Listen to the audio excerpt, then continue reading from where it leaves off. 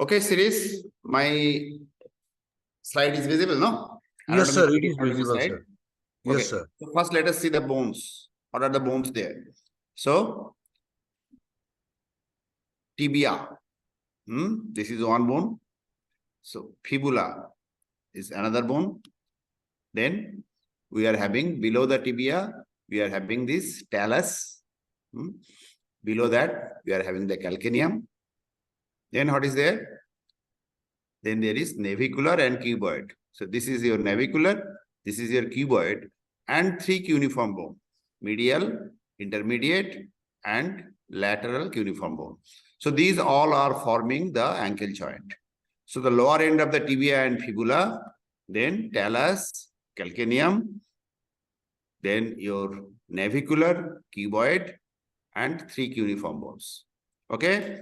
So you have to remember again: tibia, lower end of the tibia, lower end of the fibula, then your, let us see the lights from the side. So this is your talus, this is your calcaneum, this is your navicular, this is your cuneiform navicular. On the lateral side, you are having the cuboid and three cuneiform bone: medial, intermediate, lateral. Nice. So these are the bones. And then there are lots of ligaments are there. So easy to remember. I'll be discussing in detail again when I'll be showing the anatomy. So the medial side, we are having the medial ligament complex, which is also known as the deltoid ligament. Let me draw the deltoid ligament, because deltoid ligament and ATFL, they are the two ligaments which is very important, and very frequently these are getting damaged. So what I'll do, deltoid ligament I'll be drawing, because the ligaments here in this 3D anatomy picture is not very perfect. So that's why I'll be drawing that. So it has several parts.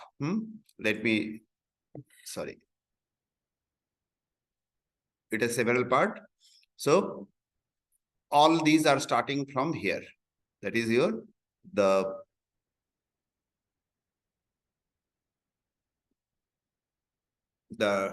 tibia. We are talking about the medial ligaments, medial ligament complex. So one ligament is from tibia to talus. This is posterior side. So this will be posterior tibio-talar ligament. Remember, on the medial side, the ligament what is getting attached with tibia, the name will start with tibio. First tibia will come. Whereas on the lateral side, the ligament that is getting attached with the fibula will be named fibula at the end, like talofibular. But when you're talking about the medial side, it will be tibio-talar.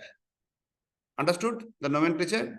So if it's the medial side, if it is starting with the tibia, it will be starting with the tibia, tibio-talar, tibio-calcanea, tibio-navicular, tibio-spring, everything starts with the tibia. Whereas on the lateral side, the ligament that is getting attached to the fibula, it's talofibular, calcaneofibular. So it is ending with the fibula at the end. So now, what we are talking about, this is posterior side. So it is your tibio-talar. Now, tibio-talar has two components. One is your superficial component, another is your deep component. So then your tibio, it's like a fan-shaped map. Then this is your sustensicular tali. So here it will be tibio, it is the navicular bone. So calcaneum bone, so tibio-navicular. Then there is a ligament which is known as spring ligament, which is there from the navicular to the, like this. This is known as spring ligament, navicular to calcaneum. So now, the third ligament that is coming is your tibio-spring. Then your tibio-navicular. And then your anterior tibio-talus. So now remember, this can also be divided into superficial and deep. So superficial and deep, which are the deep ligaments? Deep ligament is anterior tibio-talar and posterior tibio-talar deep part. So that is two deep ligaments. One is your, all can be visible nicely under the ultrasound. It will be showing you all the ligament part. So the deeper part, there are two: anterior tibio-talar and posterior tibio-talar. There are two components, superficial and deep. So these are the two deep part. All other are superficial. What are the superficial? So the superficial part of the tibio-talar, tibio-calcaneal. This is your tibio-calcaneal. then your TBO spring. This is your spring ligament. Spring ligament itself is a component of the medial ligament component, and your TBO navicular. Nowadays, the recent nomenclature is telling that okay, these ligaments are basically continuous. No, it's continuous. So nowadays the nomenclature is telling TBO calcaneo navicular. Okay, if I'm drawing it, so the spring was here, TBO calcaneal was here, TBO spring was here, TBO navicular was here. So now these 4 ligaments together is basically a continuous ligament, and that's why nowadays this ligament, a new nomenclature is there that is known as TBO calcaneo navicular. Tibia, calcaneum, navicular. So, and spring is between the calcaneum and the navicular. So, altogether is known as tibio calcaneo navicular ligament. This is the superficial part. What is the other superficial part of this deltoid ligament complex? That is your posterior tibio-talar superficial part. Okay? Is it clear to everybody? Medial ligament complex. Already there is in our YouTube channel, there is a nice video there by me, which is there almost for 1 year. I hope many of you have seen. If you have not seen, you can see that again. But again, today also I'll be demonstrating all those ligaments. So, deltoid ligament complex is clear to everybody, or should I repeat? Yes, sir. Clear. Okay. So this was the medial ligamental complex, and then the laterally, which is attached with the fibula, as I told you, they will be ending with fibula. So one of the very important ligament is and very most common, we should say, ligament what is injured by the sports injury is your anterior talofibular ligament. So where it will be coming? Let me draw it again. So it is anterior talofibular, like this. And another thing you remember, when you be holding the probe, this is parallel to this sole. That means when you are holding the probe, one end will be on the fibular end, and your probe should be parallel to the sole. So remember, this orientation is parallel to this. So this is your talofibular, anterior talofibular. Anterior talofibular name suggests there is another talofibular, which is posterior talofibular. So this is your posterior talofibular and your calcaneofibular. So these 3 together is your what? Is your lateral ligament complex of the ankle. Understood? So these ligaments are very frequently injured by in the sports injury. Particularly, the most common is your anterior talofibular ligament, and second one is your deltoid ligament. Any component of the deltoid ligament, they can be injured. So now I am putting the different muscles and tendons. Let me pull out the muscles, tendons. Then I'll be coming from the anterior, medial, and lateral, posterior. So all 4 parts. So first, let me come to the medial part, and let me put the nerves and the blood vessels.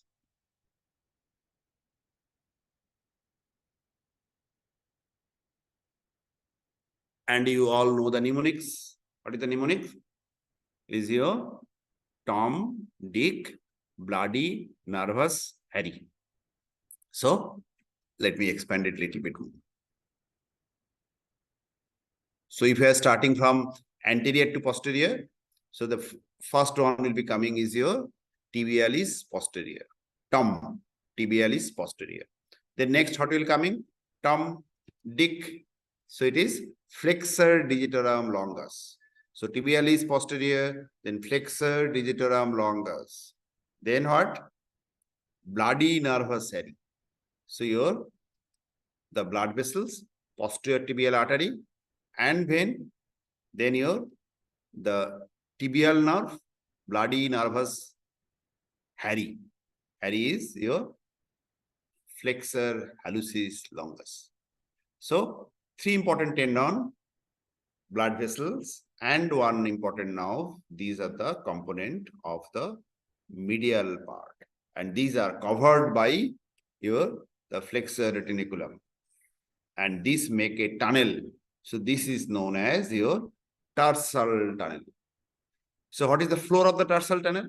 It starts with the medial malleolus, then will be coming talus. This is talus, and then is your calcaneus. This is the floor. Roof is by the flexor retinaculum, and content Tom, Dick, bloody, nervous, sorry.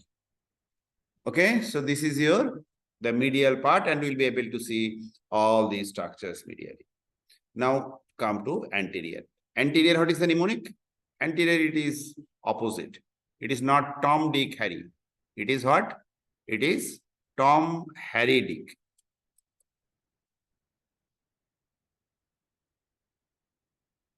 What is happening?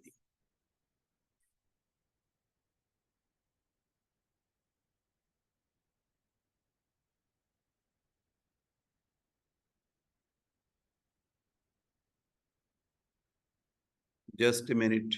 It got hanged. Okay, now it is working.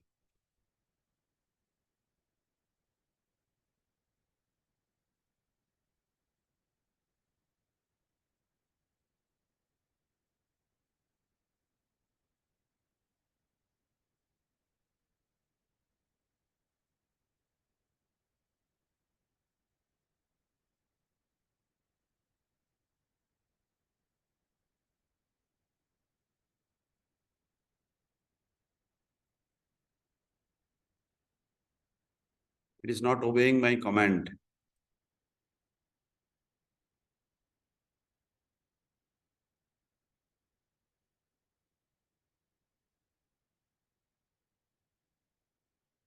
Okay, I'm closing it, and again, I'm trying it.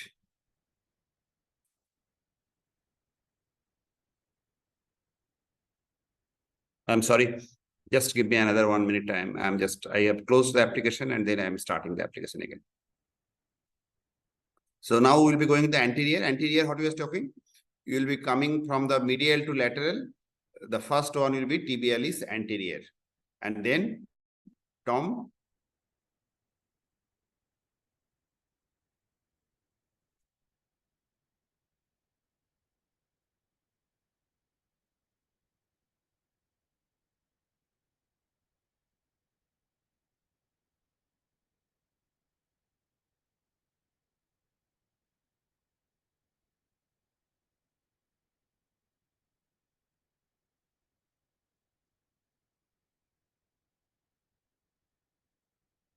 Okay. So anteriorly, let me put the muscles now. So first you start with the tibialis anterior, then is your Tom Harry Dick. So extensor, here it is extensor compartment. So it will be extensor hallucis longus. There will be extensor digitorum longus. Please share the screen. Is it okay now? No, sir, we can. Oh, I have not shared. Oh, so sorry. Sorry. I have not shared. I forgot. Sorry.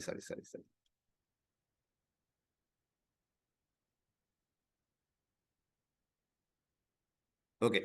So anteriorly, so medially, what was there? Tom, Dick, Harry. Here is Tom, Harry, Dick.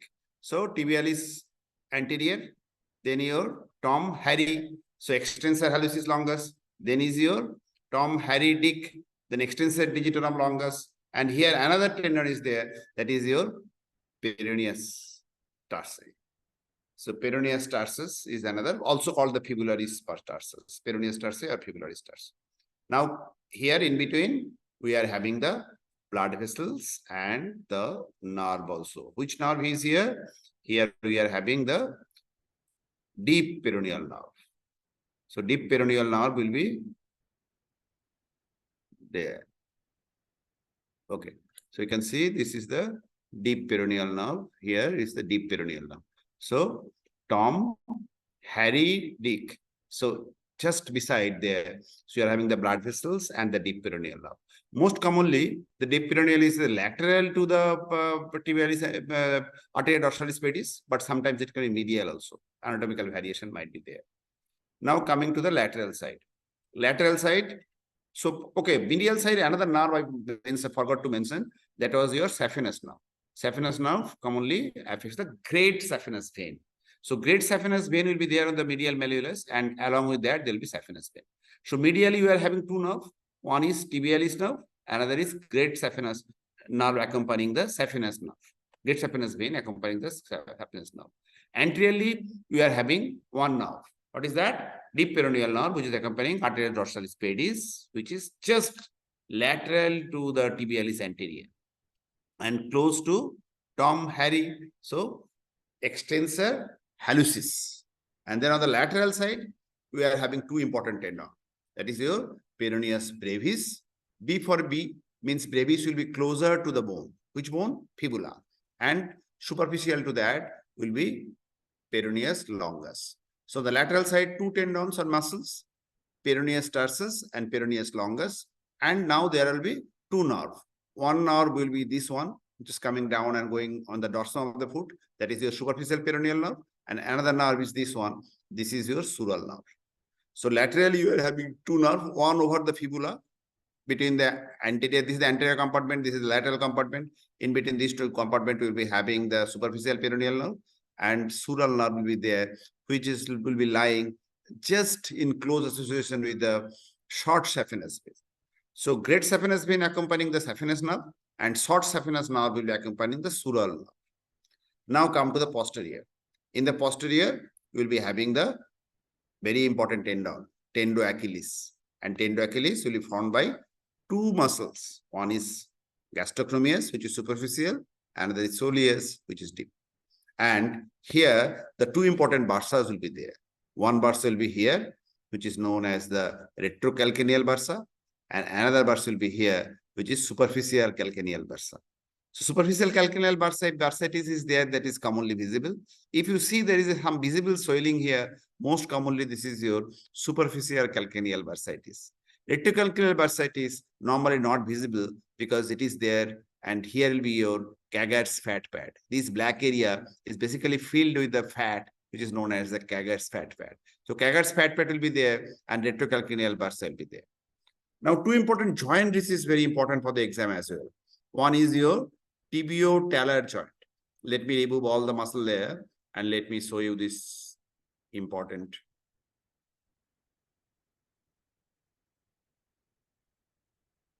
One is this is your tibia, this is your talar. So this is your tibio-talar joint. So joint lysis. So you can go here, you can see, I'll be showing you here a V-shaped area where you can go and inject the tibio-talar joint. And then another is your subtalar joint. So subtalar joint means it is below, this is talus, this is tibia. So tibio-talar joint is this one, subtalar joint is this one. So below the talus. So what you can do, you can come posteriorly, you can hold the probe like this way, and you can see the subtalar joint at this area. So these are the two important joint diseases, which is also important. Okay, so up to this is your anatomy. If you are having any questions, if you want to show something again, I can show again.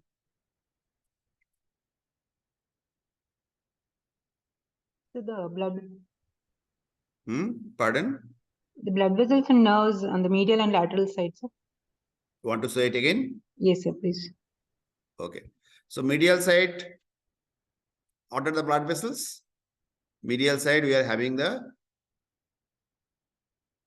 right to tell?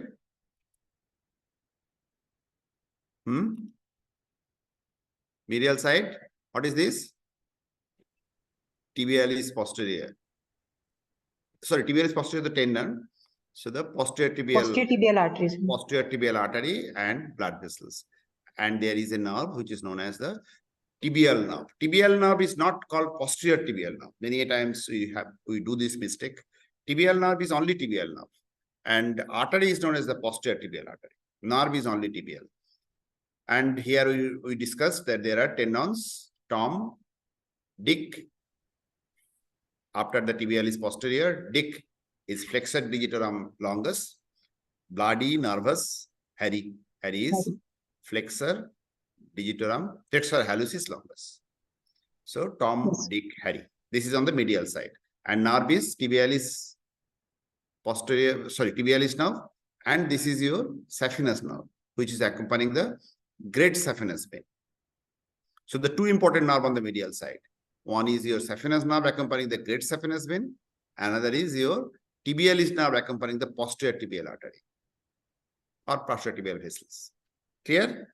Okay. And lateral side, what are the nerves there? Is it told? One is your, what nerve is this? Superficial peroneal. So the common peroneal nerve divided into superficial and deep. Deep peroneal comes anteriorly. Deep peroneal is mostly muscular. Only a small area in this space is supplied by the deep peroneal nerve. And whole of the dorsum is supplied by the superficial peroneal nerve. So this is a superficial peroneal nerve, which comes over the fibula and then comes on the dorsum of the foot. And another part, lateral aspect and the sole of this area is supplied by the sural nerve. So the sural nerve is accompanying the short saphenous vein. So great saphenous vein accompanied by the saphenous nerve, short saphenous vein accompanied by the sural nerve. So the medially two nerve, sural nerve and superficial peroneal nerve. And anteriorly you are having only one nerve, that is your deep peroneal nerve, which is accompanying the arteria dorsalis pedis, which is mnemonic is Tom, Harry, Dick. After Tom and Harry, in between the Harry, around the Harry, posterior, deeper to the Harry is your nerve, blood vessels and the nerve. So five important nerves around the ankle. And deltoid ligament, medial ligament complex, lateral ligament complex. Medially, Tom, Dick, Harry. Anteriorly, Tom, Harry, Dick with peroneal tarsus. Laterally, two, peroneus brevis, deeper, peroneus longus, superficial. And posteriorly, we are having tendoachilles, gastrocnemius, superficial, and soleus, deeper. Thank you, sir. Is it clear? Yes, sir. Everybody? Yes, sir. Should I go for the demonstration now? Yes, sir. Okay. So today we'll be having two cameras. One here for long and one is for deep. And also we'll be having the anatomy here. So let me put it, we'll be starting with the medial side. Let me put it so you can compare with the, let me put all the muscles there. Sir, before starting ultrasound, please, with every picture of the ultrasound, can you freeze it and show us every muscle or tendon? Okay, I'll be doing that. Marking it, okay? Okay, I'll do that. Thank you.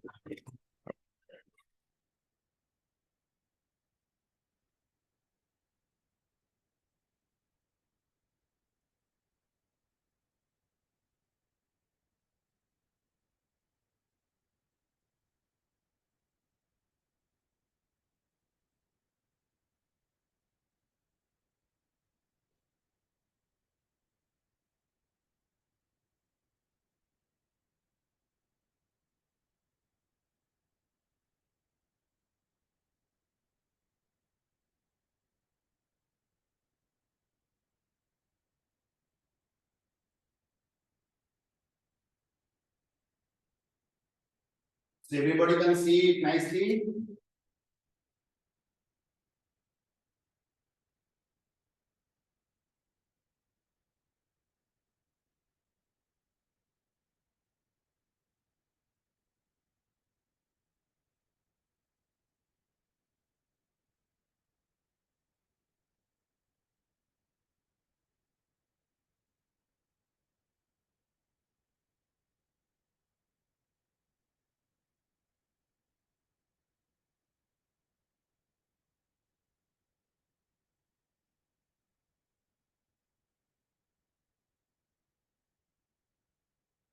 So I'm taking the linear probe, putting lots of jelly there, and my aspect marker is anterior side. Let me make it convex. So now I am putting over here. So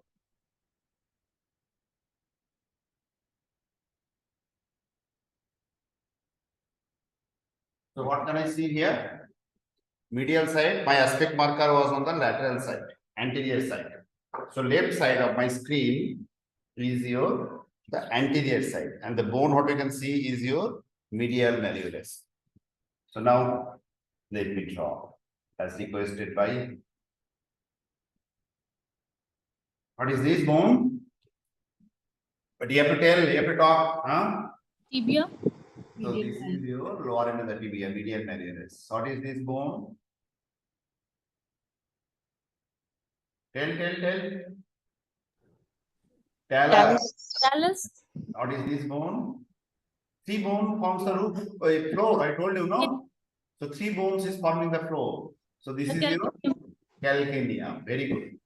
Now one tendon is very nicely prominently seen. What is this prominent tendon? Starts with thumb. What is thumb? Posterior. Posterior tibialis. Tibia is posterior. Then another tendon. Not that very nicely seen.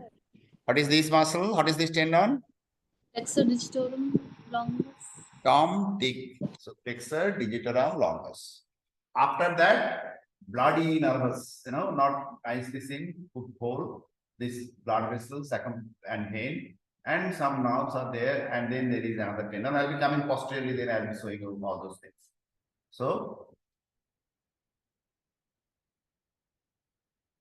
again, my aspect marker is towards the medial side.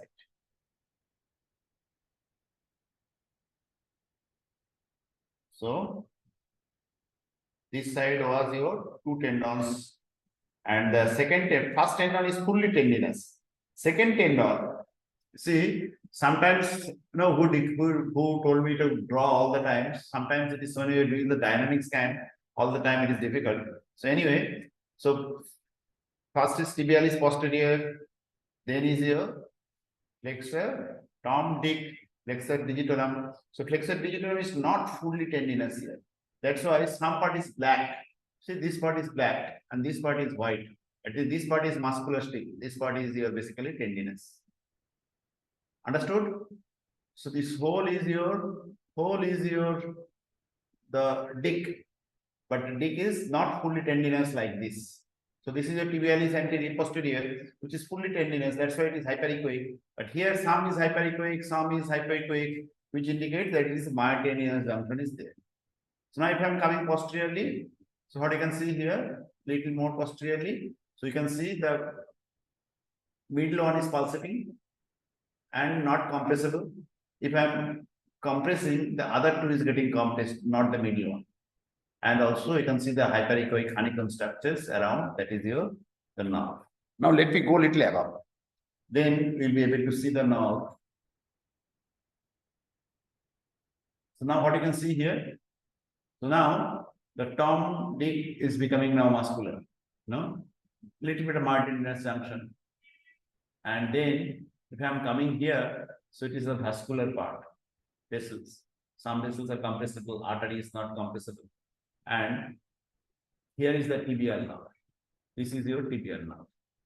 Then look at the tibial nerve. Here the tibial nerve is only one. So now if I'm coming down, you see tibial nerve is getting divided. Tibial nerve is getting divided. What are the divisions? Medial calcaneal is most posterior. It will be getting divided into three. Then is your, you see, it is getting three divisions. Most right hand side is your medial calcaneal, and then is your the lateral plantar and the medial plantar. Can you appreciate that the nerve is getting divided into three?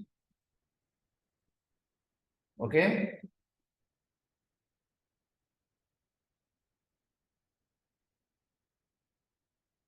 Look at the division of the nerves. I'm going again above. I'm going again above.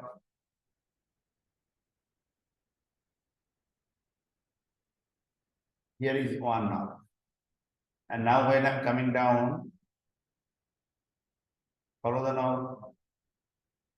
It is getting divided into three. This is the medial calcaneal, lateral plantar, medial plantar. Medial plantar is most anterior. And then look at this. Medial plantar, lateral plantar, and medial calcaneal. Everybody can appreciate the 3 divisions very nicely. So middle one, this is your lateral plantar. And from there, you follow these nerves, another division will be coming and coming straight down. That is your Baxter. You just follow the middle one, follow this one. Follow this one.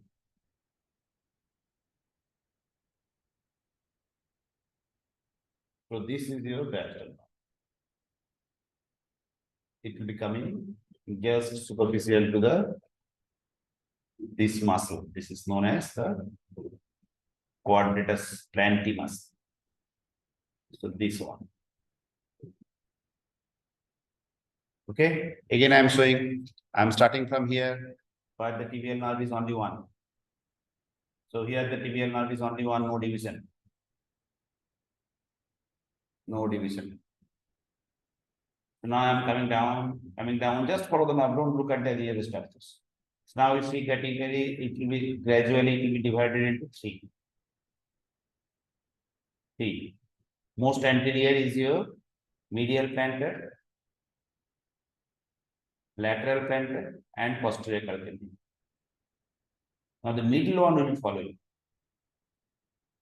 Middle one will follow you.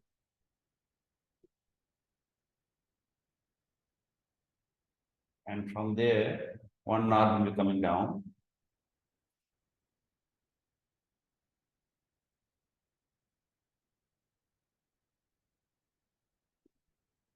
This one coming down above the quadratus plantae muscle. So this is the quadratus plantae muscle. So now look at the other structures. So what I was telling, Tom, Dick, Harry. So Tom, Dick is here, myotendinous, and here is your Harry. Tom, Dick, Harry. This is again last muscle to get tendinous. That is at the above the calcaneum. Harry is above the calcaneum. Tom, Dick in between the medial malleolus tibia and the talus. So this was your tibia, this was your talus. So Tom and Dick is between there, and this is your Harry. Harry is above the calcaneum, and above you can see the neurovascular bundle. Neurovascular bundle. Okay. So now I'll be showing you the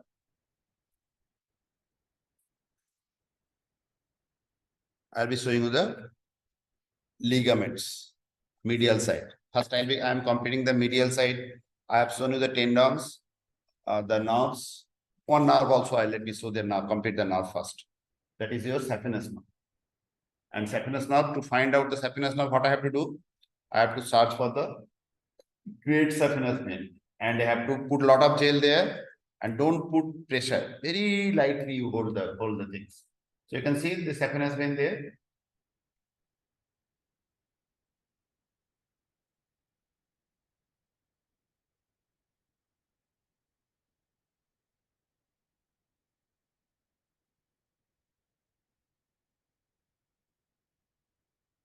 So this was your saphenous vein, and this was great saphenous vein, not just saphenous vein. And just posterior to that was the saphenous nerve. Again, I'm showing you. So what do you have to do? Over the calcaneum, over the medial malleolus, put lot of gel, and then search for the great saphenous vein. So this is the great saphenous vein. And just go a little bit of up and down and search for the nerve. Up and down and search for the. Okay.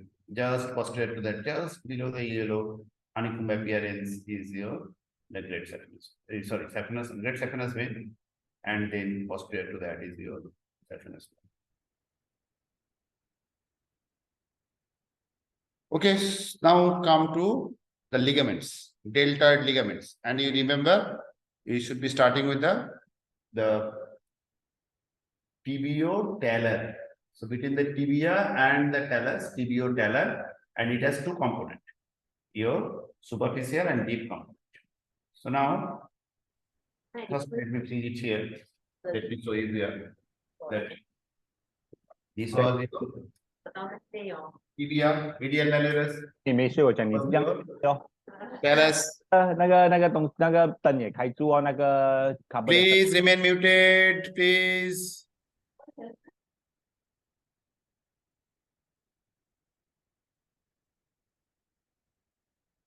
Okay, so this was your tibia, this was your talus, and this ligament is your tibio-talar ligament. And this was your tibialis posterior, thumb, this was your dick, flexor hallucis longus, and here was the neurovascular bundle. So this, look at this ligament. Here, you see the probe is like this, and that is the reason this is not very nicely seen. So for that, what you need to do, you need to tilt the probe, tilt to maneuver. Then only you will be able to see. So basically, this ligament is little bit like V-shaped. So like this. So if you are tilting the probe this side, elevating and pressing this side, then you will be seeing this band nicely. And when you will be vice versa, when you will be lifting this side and with the gel off, putting a lot of gel, then you will be seeing these bands nicely. So all the bands together is difficult to see because of its orientation. So now look at it again. So now what I'm doing, look at my probe. What I'm doing, I'll be elevating like this once and elevating like this once. Then you'll be able to see some bands very nicely. And for that, what I need to do, I need to put a lot of gel also. And I have to hold the probe nicely. Probably my hand is covering it, but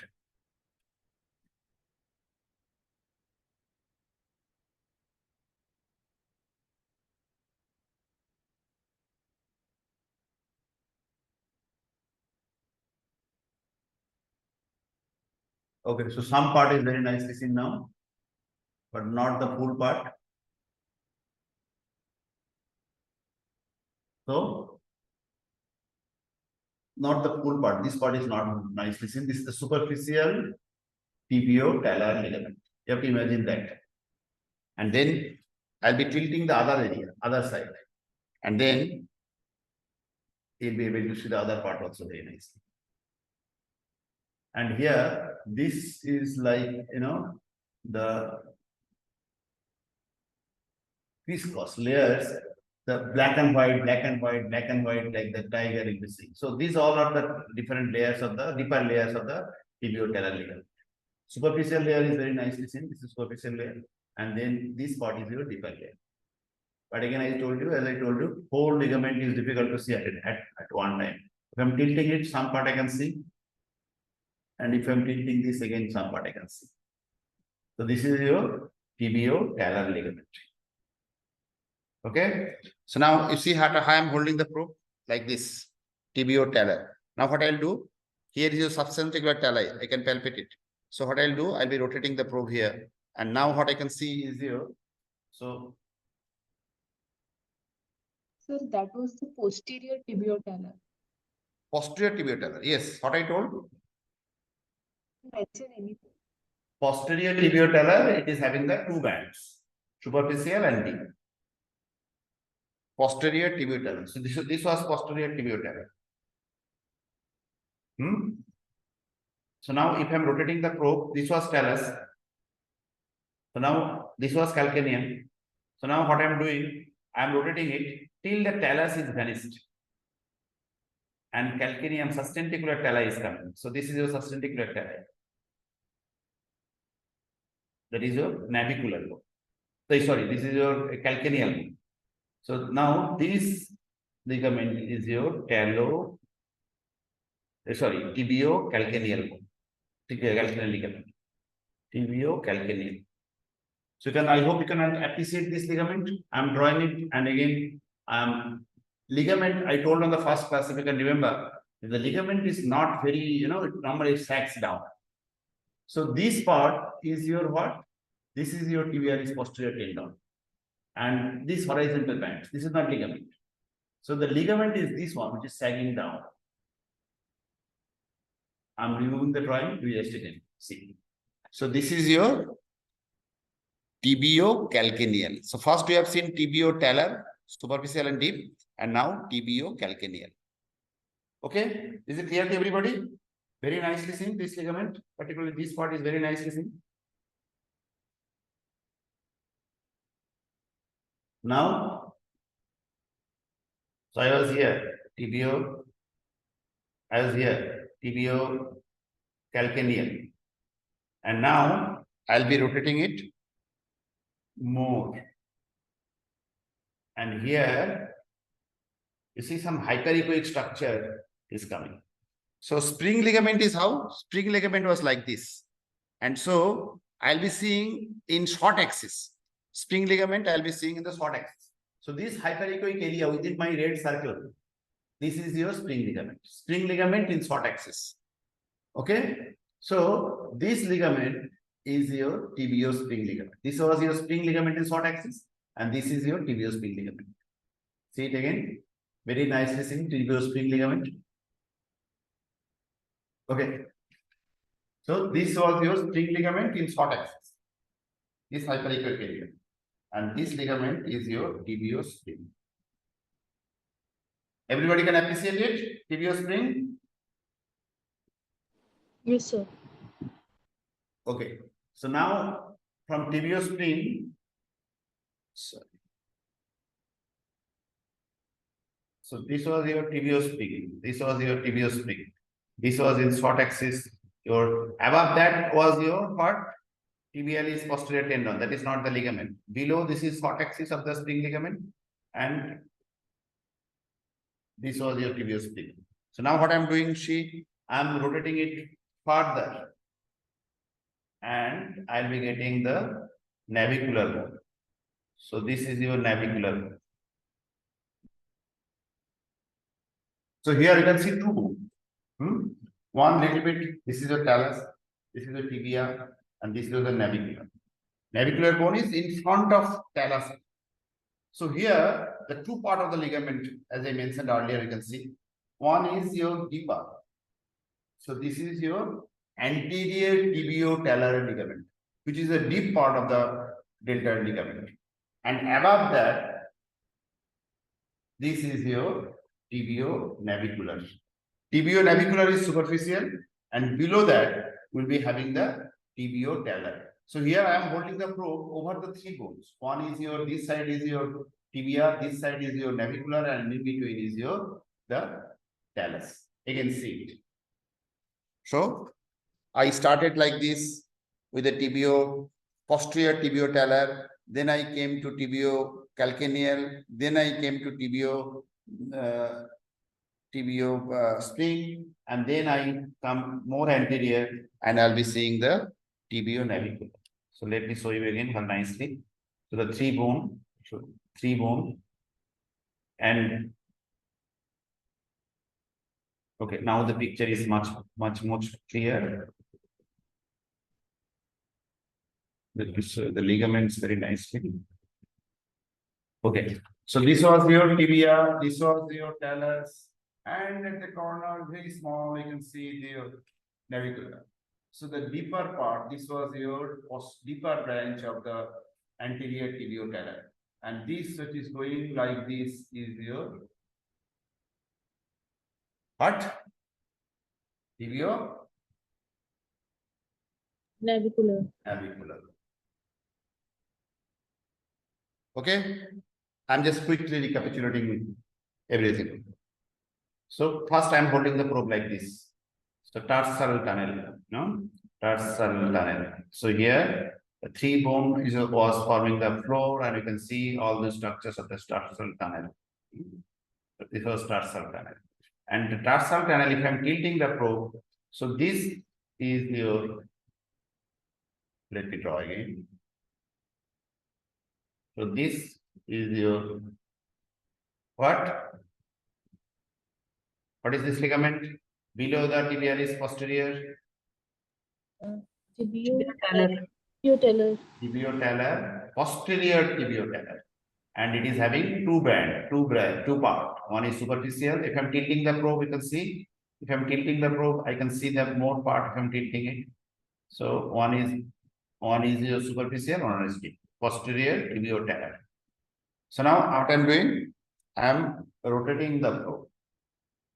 One end is fixed over the tibia, other end, now the calcaneum is coming. The bone what is appearing on the right hand side is the calcaneum. And now I can see the ligament very nicely. That is your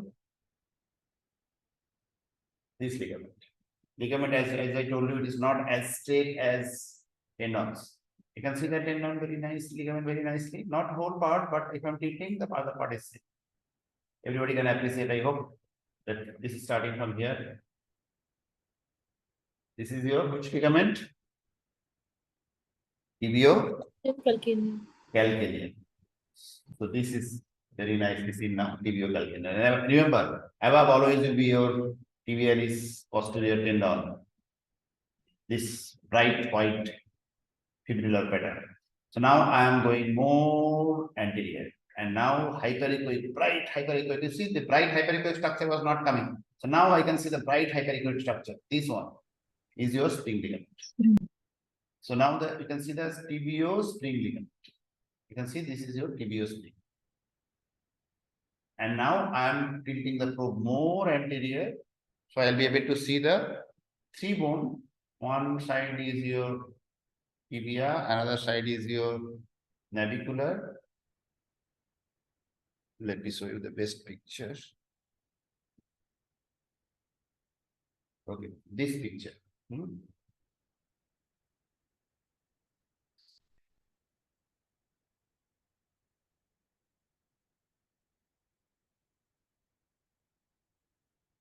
So this side was your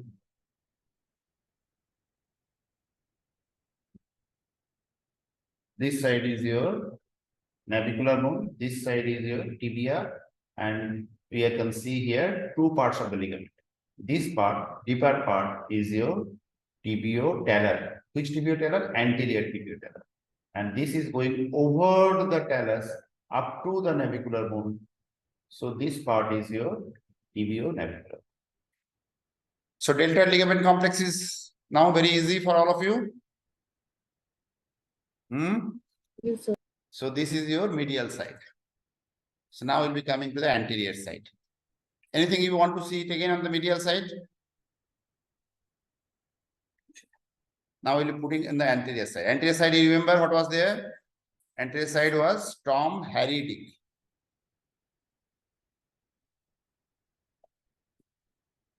Tom, Harry, Dick. So now my aspect marker is towards the lateral side. Aspect marker is towards the lateral side. See how I'm holding the probe? Aspect marker. So let me unfreeze. So the tendon, what is very prominent tendon is your tibialis anterior tendon. Let me put a lot of change.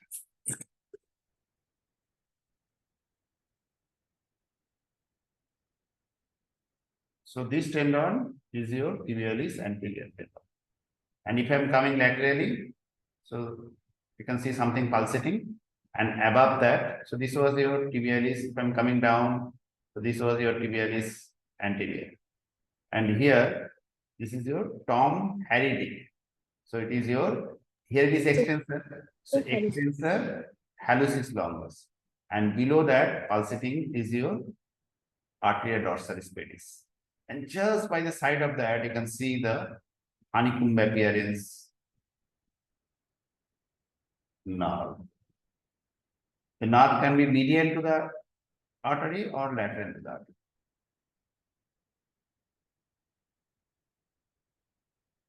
Can you appreciate the nerve? Now nerve has gone up. And now it comes bending down. So this is the nerve.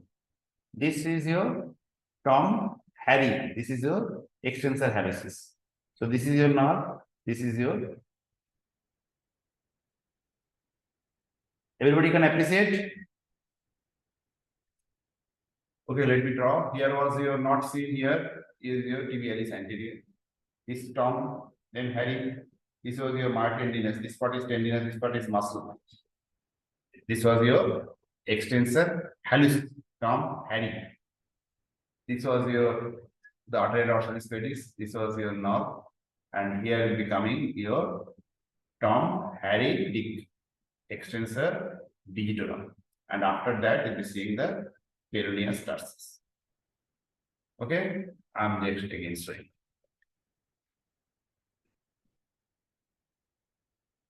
So this was your tibialis at the center of the screen, tibialis anterior. And if I'm coming here, so this is your extensor hallucis. Part is your tendinous. So this whole is your extensor hallucis. Part is tendinous, part is the muscular. And then Tom Harry Dick. So this is the extensor digitorum. And if I'm coming more laterally, this part, this muscle is your extensor, peroneal tarsus.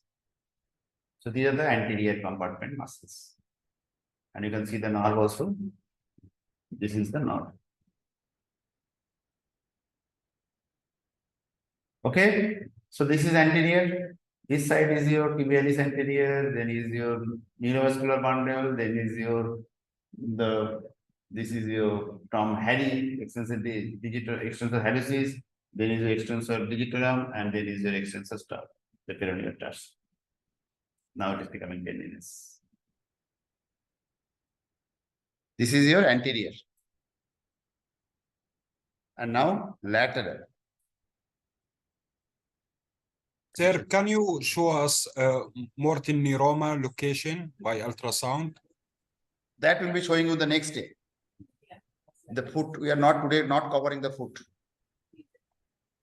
Okay. Foot, another separate full whole class is there next week. Okay, so here this bone is your heart, this bone is your the lateral malleolus. I'm going up. I'm going up. So what you can see here? So on the fibula, we are seeing one muscle is like this, and one tendon is like this. So the deeper one closer to bone is what I told? Yes, brevis. Brevis.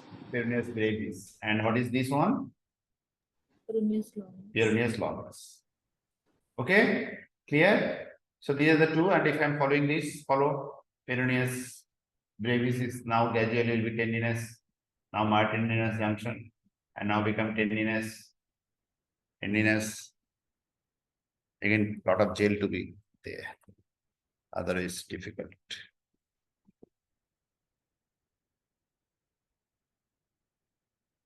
So this was longus, this was brevis. I'm coming down. Both I can see. Now the brevis is becoming tendinous, myotendinous junction. Longus is above that.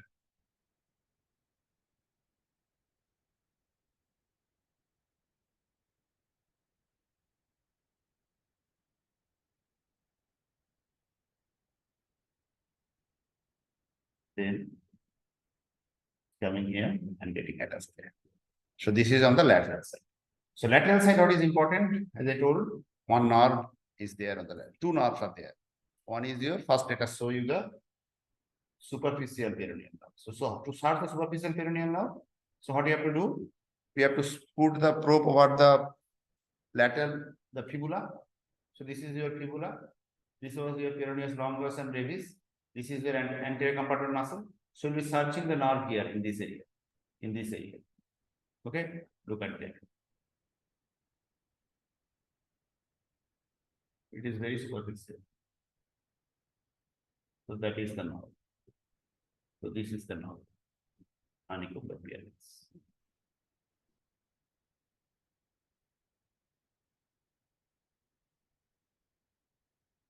In between the anterior and the lateral compartment. That was the nerve.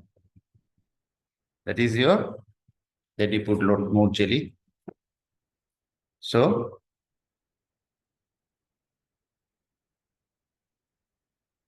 now the nerve is even better seen. Can you appreciate it? This is the nerve. Very nicely seen now. Everybody can appreciate just below the yellow thing. That is your nerve. Everybody can appreciate. Yes, That sir. is the superficial peroneal. I'm following the nerve. It is coming down. It is very superficial. It's coming down, coming down, coming down, coming down. So that is yours. And it will be coming gradually over the dorsum of the foot. So now you're the sural nerve.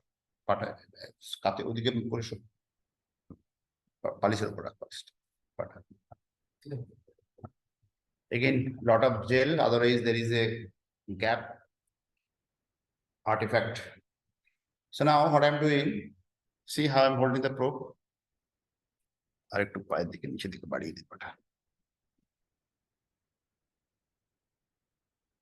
See how I'm holding the probe. My aspect marker is posterior side. Posterior side is the aspect marker. That means this side is posterior side. Okay, and this is the fibula. So what I will be doing, I'll be searching the. Okay, now the nerve is very nicely seen. So this was your short saphenous vein, and this was your nerve. This is your tendo Achilles, this is your bone. This was your peroneus tarsus and longus. Pressing it, vein will be getting obliterated. Can everybody appreciate the sural nerve?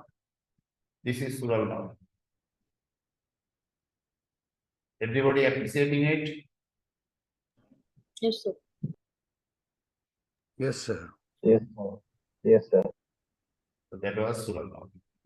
So the two nerve on the lateral side, your superficial peroneal and sural. And now posteriorly, we will be seeing the two important things. One is your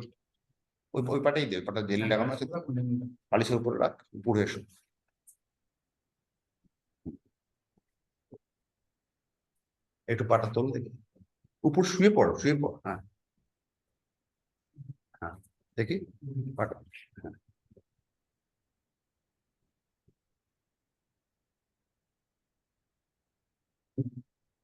So you can see the position of the leg. My aspect marker is proximal. And what you can see here, so this is your calcaneum, and this hyperechoic fibrillar is your tendo Achilles. This is your Kager's fat pad. So if you are looking for the retrocalcaneal bursitis, here there is obviously nothing. You'll be seeing this part. There is a small bursa, which is retrocalcaneal bursa. And as the superficial calcaneal bursa will be here above the tendon. And you can see the barred beak appearance of the insertion of the tendo Achilles. I'm showing you again. So this was the barred beak appearance of the tendo Achilles here. So superficial calcaneal bursa will be here. You cannot see it here because there is no fluid. And the retrocalcaneal bursa will be here. Again, you cannot see it because there is no fluid. This is your Kager's factor. And now let me increase the depth and let me show you subtalar joint. Tibiotalar joint I have not shown. I'll be showing it, but let me first show you the subtalar joint. So, and let me make it. Okay. So here, look at the probe position. First, I was holding exactly over the tendo Achilles, and I was getting this picture. Now, what I'm doing, I'm coming little bit of lateral side of this tendo Achilles, and I'm just tilting the leg foot like this. This is for your subtalar joint. So initially, my probe position was like this. I hope everybody can see the probe position. Okay, otherwise I'm holding like this. So I was able to see the tendo Achilles very nicely. So now what I'm doing, I am coming little bit on this side, medial side. And here I'll be able to, I'll be trying to find out the talus bone and the tibia, and we'll be able to see the subtalar joint.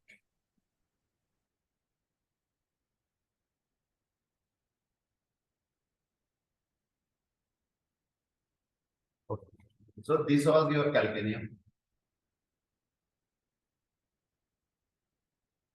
This was your calcaneum. This was your talus.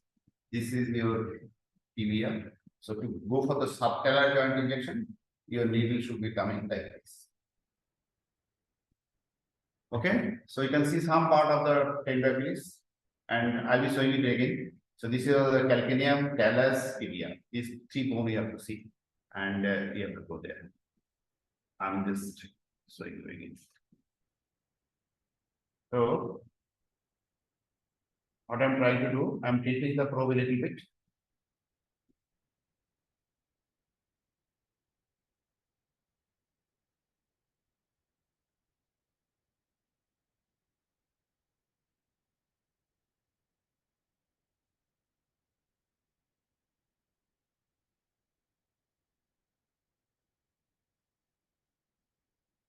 Okay.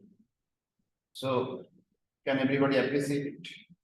So this was your calcaneum, this was your talus. Not very nicely seen. Let me try the other probe. The bony architecture is not very nice. Let me take the mid-range probe. When you are seeing something beyond your 3 centimeter, it's better to take a mid-range probe. Okay. So let me increase the depth.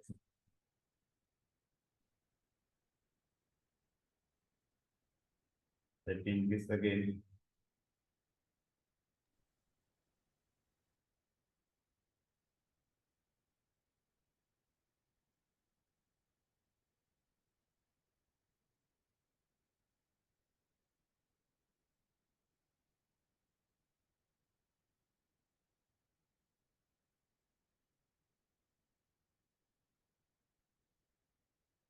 So what you have to see here is calcaneum, and anterior to calcaneum, you have to find out the tibial bone and the talus. Again, I'm just starting.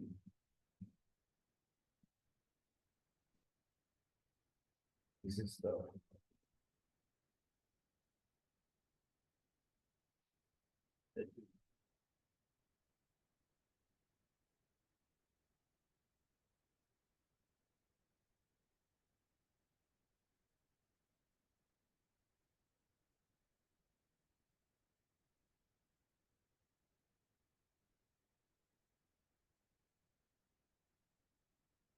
okay. So this was your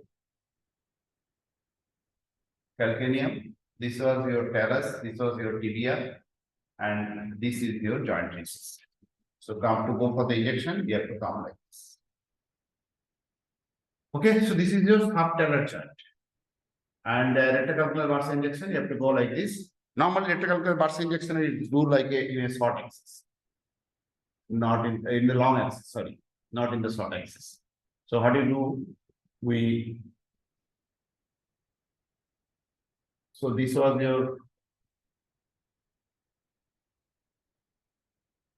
So this was your tendinitis.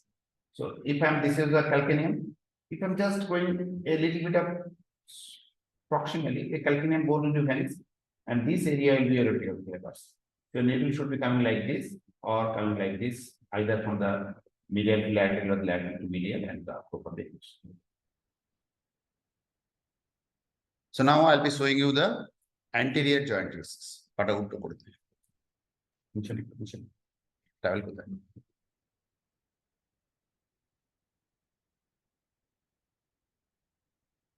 Anterior joint traces means tibio-talar joint. For the tibio-talar joint, again, I'll be holding the probe anteriorly.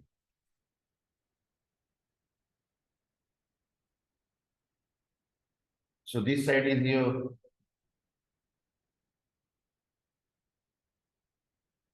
this was your tibia, this was your talus, and you can see the hypoechoic area is basically the cartilages, hyaline cartilage. So this was your talus, this is your neck of the talus, and this is your joint. To come injection here in the tibio-talar joint, you have to come like this. a V shape. You have to see this V and you have to come here. Let me show you again. So this V, this is your tibia, this is your talus. So this is your joint. And above the talus, the hyperechoic black hyperechoic line is your basically a hyaline cartilage of the talus. And above that, the joint, this fat, this is the brucellar fat, this is your joint capsule. So the joint capsule will be getting elevated if there is joint diffusion. The fat should be joint getting elevated. So for the injections, you have to come here.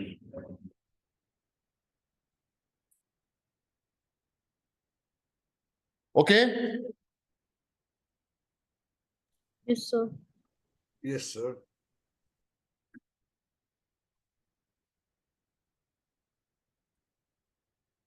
So I hope you have to again, I understand that ankle, as I told you, many think that ankle is a complex, but is not really that complex.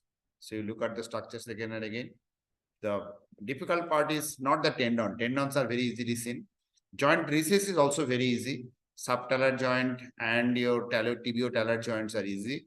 Difficult is your ligaments and your nerves. So 5 nerves and medial. Oh, I forgot to show you the lateral ligament complex. Sorry. Medial ligament complex I have shown you. Lateral ligament complex I forgot.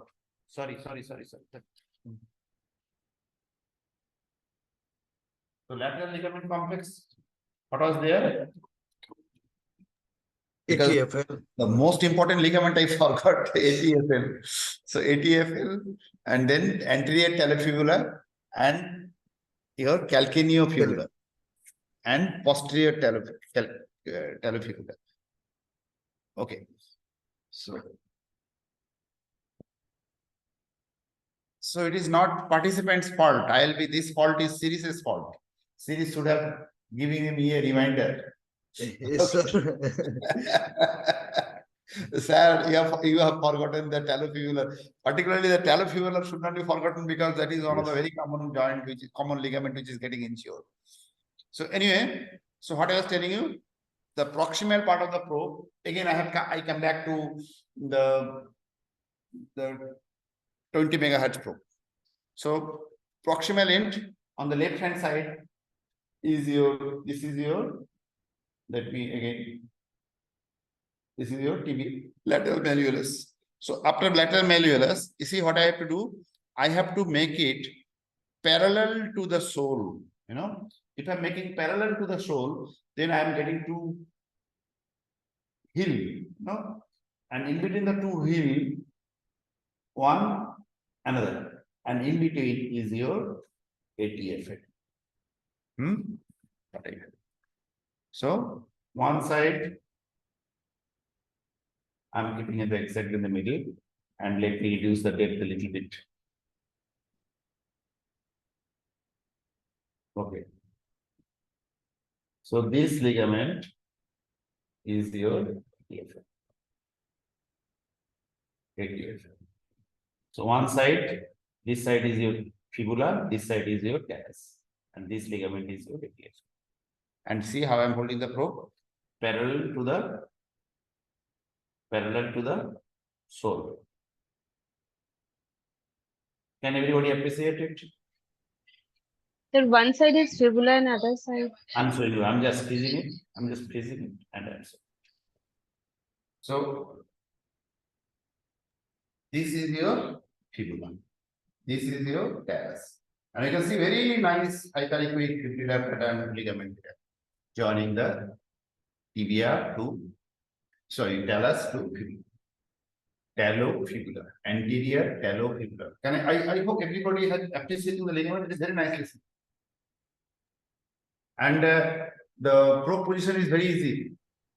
What is the probe position? You see, one end I am holding over the fibula, and another end I am making parallel to the sole. If I am making parallel to the sole, you see my probe is parallel to the sole. Then the bright white fibular, hyperechoic fibular structure is seen. That is your talofibula. I'm just building a little bit. This ligament is not small. broad band, you know, this whole is your ligament. I'm going medially, laterally, the whole is your ligament. Everybody can appreciate? Huh? Yes, sir. This is your ligament. Okay, now here the calcaneofibular ligament. So calcaneofibular ligament will be where? Below the here there was two tendon was going down. What was those tendon? Peroneus longus. And Peroneus longus and brevis. So peroneus longus and brevis tendon was there. And then if I'm making it like this, it will even be seen very nicely now. But I cannot feed it. But if I'm stretching it, basically the tendon is becoming, whole tendon is becoming hyperechoic below the peroneus brevis and longus. But the problem is, if I'm holding the probe, then okay, now it's fine.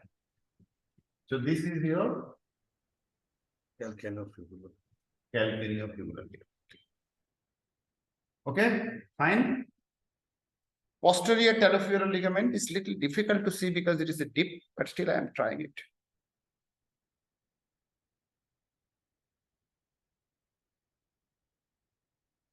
Posterior, anterior talofibular, pataifibular. So what we have done other side, I was seeing the subtalar joint. So this side,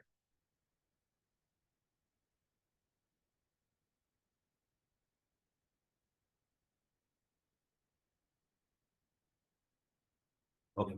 So this was your fibula, medial side. This was your fibula. This was your talus, and this ligament. This part is very nicely seen. This part is a little bit of hypoechoic. This is your posterior, and you see how he is holding the probe like this. Posterior, your talofibular ligament. So lateral ligament complex, anterior and posterior talofibular ligament. Anterior talofibular ligament is most prone to injury, and your calcaneofibular ligament. Clear to everybody? Yes, sir. Now series can Yes, start. sir. I think now things are covered.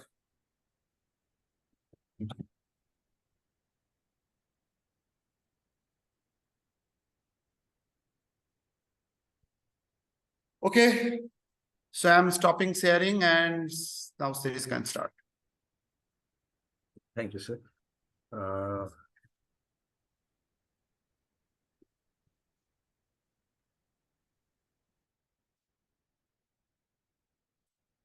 Are the slides visible, sir? Yes, it is Yeah, visible. yeah, It is yeah. visible and you are audible. Okay, sir. Thank you, sir. Sir, thank you for the excellent demonstration of the anatomical sonoanatomy of the ankle. Actually, as sir has mentioned, it is very difficult because there are lots of ligaments involved, and you require lots of maneuvering of the ankle joint, stretching, dorsiflexion, plantar flexion, eversion, inversion to see the various aspects of the ligaments, which you will be learning slowly with time. Okay, so after seeing all the normal anatomical structure, I am going to some pathological aspect concerned with the ankle joint. So after many people come with in pain clinic with ankle pain, so it is a third most common complaint. Patient will come with the ankle pain. So first ultrasound scan is usually the knee scan, followed by the shoulder, and third most common scanning that we usually do in pain clinic is the ultrasound examination, musculoskeletal ultrasound examination of the ankle joint. And as because most of the structures of the ankle joint, as you have just seen, are superficial, so ultrasound plays a very important role for diagnosis as well as therapeutic and treatment aspect of the patient, and it can be easily diagnosed after taking history and physical examination. Our diagnosis can be strengthened with ultrasonic examination because most of the structures are superficial. And as you may have noticed, sir was doing all the movement of the ankle. So it is always better to examine especially the ligaments under the stress. So you may have to do some dorsiflexion, plantar flexion, as well as inversion and eversion to stress the ankle, depending upon the anatomical structure of the ligaments. And thus, the positioning of the patient for examination of the ankle is very much important. Like I have shown you in the picture, it is always better to put the patient in such a way that ankle and foot usually overhangs the edge of the bed. Or we can also put a rolled towel or a pillow over the just below the distal calf and shin, so that maneuvering of the ankle will be easier. Okay, so and in this picture also you can see most probably the doctor is scanning the lateral ankle, and you may have seen he is doing plantar flexion and eversion to see the most probably the ATLF very nicely. So in ankle examination, movement of the ankle and foot has to be done continuously to see the structure properly. So regarding the ankle pathology, from where to start the ankle examination. So generally the complaint of the patient or the site of pain which the patient complains is the site where you are starting the examination. So it can be posterior aspect, anterior, lateral, or medial. So depending upon the complaint of the patient. So if the patient is complaining of the posterior ankle pain, you start the sonoanatomical scan from posterior aspect, and so on. Okay, I'll start from the posterior aspect. So coming to posterior ankle pathology, so Achilles tendon pathology is one of the most common pathology which is encountered in our day-to-day clinic. And for the scanning of Achilles tendon, ultrasound is the first choice of imaging modality to scan the Achilles tendon. And ultrasound is also only imaging technique that basically enables us to do the dynamic function and dynamic movement of the Achilles tendon and see whether there is any pathology or not. So not only for Achilles tendon, most of the tendon and ligaments of the for the ankle, it is ultrasound is one of the best modalities for the examination. And especially regarding the disease of Achilles tendon, it is classified as an insertional as well as non-insertional disease. And in insertional disease, basically we are concerned with enthesitis or enthesopathy, which is basically at the site of insertion. And there is one disease known as Haglund's disease, which is also, we'll be seeing what is Haglund's disease. It is also an insertional pathology of the Achilles tendon. And coming to non-insertional pathologies, tendinopathy, paratendinopathy, and tear are more common in Achilles tendon. So in this slide, you can see the normal position of the ankle. As you can see, the ankle is overhanging the edge of the bed so that it can be easily maneuvered. And in another picture, you can see the long axis as well as short axis view of Achilles tendon. So first one is Achilles tendinopathy. So Achilles tendinopathy is one of the most common causes of chronic heel pain, mainly the posterior ankle and heel pain. And according to one Dutch report, the incidence is very much high. He has reported that about 2.35 person in 1,000 person will experience a chronic heel pain in their overall their lifetime. And peak age of incidence is about 40 to 60 years. And there are various causes of Achilles tendinopathy. So common causes are degenerative cause like tendinosis. Another is inflammatory cause such as tendinitis mainly due to overuse, sports activity. And tendinosis or degenerative cause is much more frequently seen than tendinitis. And other causes of Achilles tendinopathy is basically overweight, old age, sedentary lifestyle, decreased vascularity, as well as abnormality in the ankle. And since Achilles tendon is formed by the combination of gastrocnemius and soleus. So if there is any imbalance between the individual contribution of gastrocnemius and soleus, this can also cause Achilles tendinopathy. And the slide I have shown is basically a short axis view of Achilles tendinopathy. As you may have noticed, the normal fibular pattern is lost. Achilles tendon is rounded, and in the upper sonographic picture, you can see a small micro tear within the substance of Achilles tendon. So basically, this is the ultrasound picture of Achilles tendinopathy. And in lower side, you can also see this is another picture of Achilles tendinopathy, where you can see a small micro calcification deposit and within the substance of Achilles tendon. So this is the sonographic picture of Achilles tendinopathy. And basically patient presents with pain, swelling, sometimes morning stiffness, as well as impaired performance in their daily living and sports activity.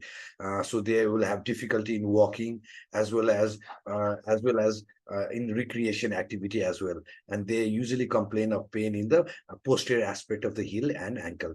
And in ultrasound examination, you will find a hypoechoic enlargement of Achilles tendon.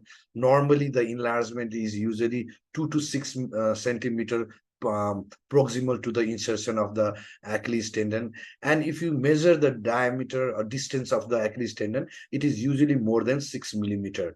And in short axis view, you have already seen the picture. It is rounded and hypoechoic. And normally, if you see the normal Achilles tendon, it is flat anteriorly and it is convex posteriorly.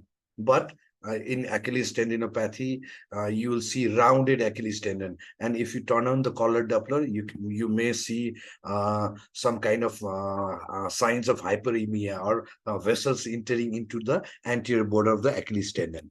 So this is the sonographic picture of Achilles tendinopathy. If you see the left side of the slide, upper left side of the slide, you can see Achilles tendon, which is abnormally enlarged in the middle side. So you can see a swelling of Achilles tendon in the middle part, about 5 to 6 centimeter proximal to its insertion. So this is a typical picture of Achilles tendinopathy in a long axis view. So similarly, if you see the lower aspect of the slide, you can see Achilles tendon is rounded and it is hypoechoic. And similarly, the normal fibrillar pattern is lost. And if you measure this diameter, it is usually more than 6 millimeter in length. So in the picture at the center also, you can see swollen Achilles tendon. So there is abnormal enlargement of the Achilles tendon in the middle part of the tendon. And if you see, turn on the collar Doppler, you can see the vascularization, intratendinous as well as peritendinous, increased vascularization in case of Achilles tendinopathy. And in the right side of the slide, you can see normal contour of Achilles tendon is lost. It is rounded and the normal fibrillar pattern of the tendon is also lost. And there is a small micro tear within the substance. And if you see the lower part of the slide, right lower part of the slide, here also this is the picture of Achilles tendinopathy with deposition of the calcium, small calcific Achilles tendinopathy. And the main thing you have to notice here is the tendinopathy is usually about 5 to 6 centimeter proximal to the insertion. So this is the in the left upper slide. If you see the long axis, you can see the swelling at the middle of the Achilles tendon. This is the typical site of Achilles tendinopathy. So another common problem you will be seeing in Achilles tendon is paratendinopathy. So what is paratendon? So paratendon is basically a covering of Achilles tendon, and it covers the Achilles tendon from posterior and medial and lateral side. So it is deficient anteriorly. So sometimes there can be inflammation of this paratendon, and the inflammation of paratendon is known as paratendinopathy. So patient usually complains of pain in Achilles tendon, and in palpation, Achilles tendon is slightly thickened and tender. But if you do the ultrasound examination, in fact, the Achilles tendon is normal, but the covering surrounding the Achilles tendon is enlarged. So if you see the right side of the slide, the third slide picture, you can see there is a black increased echogenicity or anechoic shadow covering the Achilles tendon from posterior aspect, medial aspect, and lateral aspect. So this is the typical ultrasound picture of Achilles tendinopathy. It doesn't cover the Achilles tendon from anterior aspect, so you won't see any black anechoic shadow covering the Achilles tendon. So it is typically a inverted U-shaped enlargement you'll be seeing, but normally if you see the Achilles tendon, it will be normal. So this is basically a typical picture of Achilles paratendinopathy. So another problem which is associated with Achilles tendon is Achilles enthesopathy or Achilles enthesitis. So as the name suggests, enthesitis is basically inflammation of tendon at the site of insertion. So here, because the Achilles tendon attaches to the calcaneum, so you can see there is irregularity at the attachment site on the calcaneum, and you may also see sometimes a bony spur or calcific deposition within the tendon of Achilles tendon at the site of insertion. So this is the Achilles tendon which is being inserted in the posterior aspect of the calcaneum, and you can see at the site of attachment there is irregular bony irregularity, and at the site of insertion you can see the Achilles tendon being thickened, hypoechoic, and there is also loss of fibrillar pattern. So this is a typical picture of Achilles enthesopathy. And sometimes if you turn on the color Doppler, you may also see some hypervascularization in the within the tendon or sometimes outside the tendon as well. And basically the causes of this Achilles enthesopathy is mainly mechanical because of the overweight and age, as well as sporting activity or improper footwear. And inflammatory reasons are also there. Sometimes in spondyloarthropathy or psoriatic arthritis also, you can see the Achilles enthesopathy or enthesitis very much commonly. I want to stress in Achilles tendon, because like this enthesopathy and Achilles tendinopathy is very much common in day-to-day clinical practice, because Achilles tendon is the main tendon which bears the weight of the body. So because the Achilles tendon is on continuous stress during walking, standing, thus Achilles tendinopathy and Achilles enthesitis is very much common pathological problem associated with posterior ankle pain.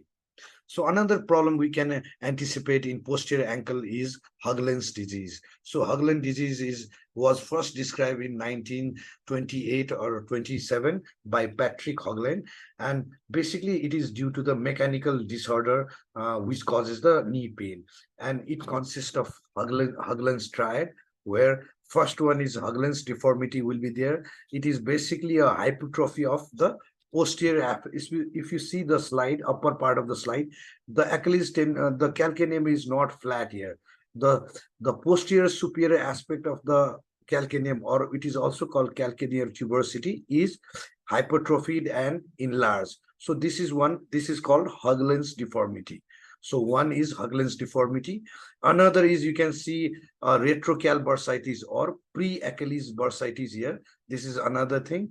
Third thing you can see in Haugland's triad is at the site of attachment of the Achilles tendon, you can see some focal changes within the tendon. So these three, if there is these three triads are there, then it is called Haugland's triad.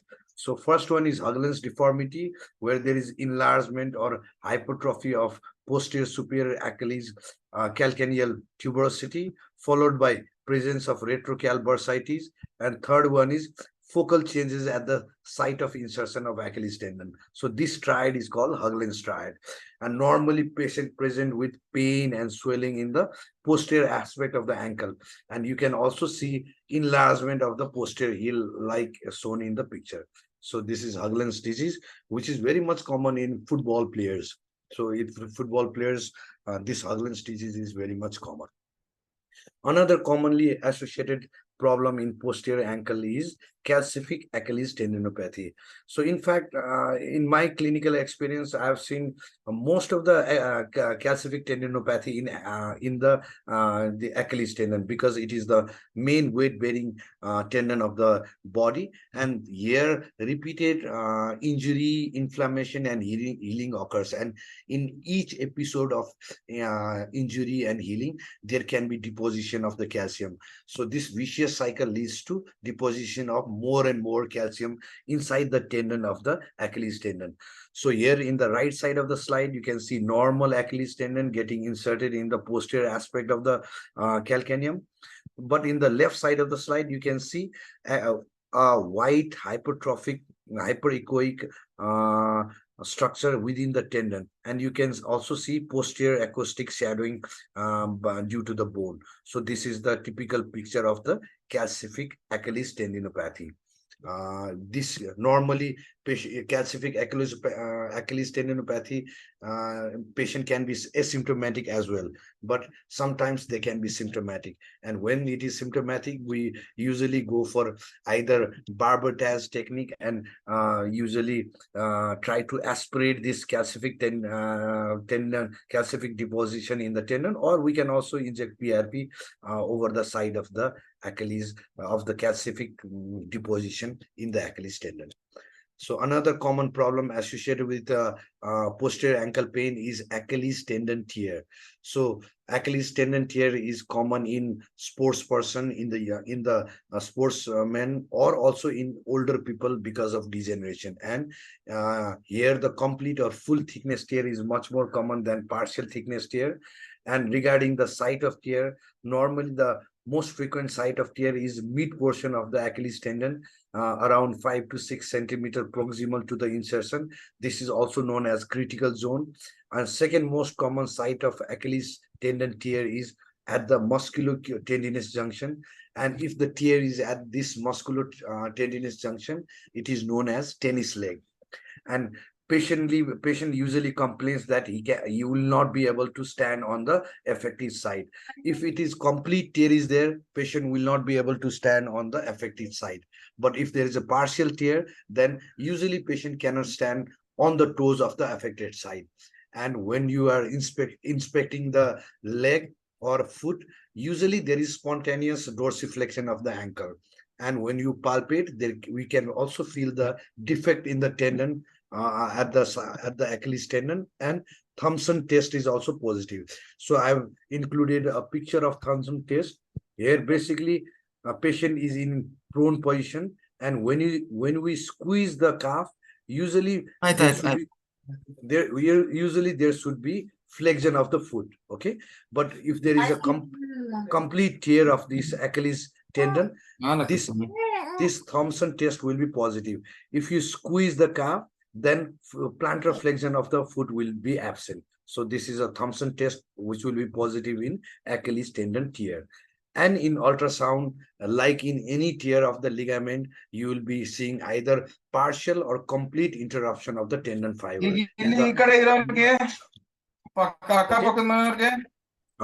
So this is the slide where you can see a complete tear of Achilles tendon. In the upper part of the picture is the normal Achilles tendon. So you can see this is the normal Achilles tendon architecture. But if you see the lower part of the slide, there you can see there is a breakage, complete breakage of the Achilles tendon. And the two stumps has been retracted more proximally and distally. And in between the stump, you can see a gap filled with hematoma. So this is a typical picture of the Achilles tendon complete tear at the mid portion of the Achilles tendon. So this is a typical ultrasound finding of Achilles, complete tear of Achilles tendon. So another common problem in the posterior ankle is bursitis. As sir has nicely demonstrated the site of bursa. One is retrocalcaneal bursa, which is behind the calcaneum, but in front of Achilles tendon. So it is also called pre-Achilles bursitis or retrocalcaneal bursitis. Another is subcutaneous bursitis or retro-Achilles bursitis. So in the slide you can see, so this is the location of the subcutaneous calcaneal bursa which is behind the Achilles tendon, and retrocalcaneal or pre-Achilles bursa is in front of the Achilles tendon but behind the calcaneum. So normally retrocalcaneal bursitis is common, and when retrocal bursitis is there, patient usually complains of pain which is exacerbated on ankle dorsiflexion. And when we palpate the Achilles tendon, the anterior aspect of the Achilles tendon, it will be painful. And in ultrasound picture, you can see enlarged retrocalcaneal bursa, and you can sometimes see hyperemia in the color Doppler. Similarly, in retroachilles bursitis, here also patient can complain with painful posterior ankle, but in addition to pain, here there will be swelling, subcutaneous swelling will be there in the distal aspect of Achilles tendon. As you can see in this picture, there is a swelling in the posterior ankle. So this is usually a presentation of the patient with retroachilles bursitis or subcutaneous calcaneal bursitis. And it is mainly common in female because of the mechanical friction due to the upper part of the heel or shoes over the posterior aspect of the ankle. And in ultrasound picture, you can see subcutaneous fat which is thickened, or sometimes you can also see a small fluid at the posterior aspect of the Achilles tendon. So this is the sonographic picture of the retrocal bursitis as well as subcutaneous calcaneal bursitis. So in the left side of the picture, you can see the long axis as well as short axis picture of retrocalcaneal bursitis. In the long axis, you can see just in front of Achilles tendon and behind the calcaneum, you can see a black anechoic enlargement of the bursa. So this is a typical presentation of the picture of the retrocal or pre-Achilles bursitis. This is the long axis view, and in the middle there is a picture of the short axis view of retrocal bursitis, where you can see Achilles tendon, and in front of Achilles tendon you can see a bursa, black anechoic fluid filled bursa. So this is a typical picture of retrocalcaneal or pre-Achilles bursitis. But if you go to the right side of the slide, you can see a normal Achilles tendon getting inserted in the posterior aspect. But if you see the right side, you can see a small fluid in the posterior aspect of the Achilles tendon. So this is the sonographic picture of subcutaneous Achilles bursitis. Okay, here you may be able to see the inflammation or enlargement in the posterior subcutaneous tissue in the posterior aspect of the Achilles tendon. In these conditions, we can give injection in a short axis or a long axis within the this bursa. We usually give local anesthetic, a few small amount of local anesthetic and about 20 milligram of dipomedrol into the bursal surface bursa. So another disease that is common in common cause of posterior ankle pain is Sever's disease.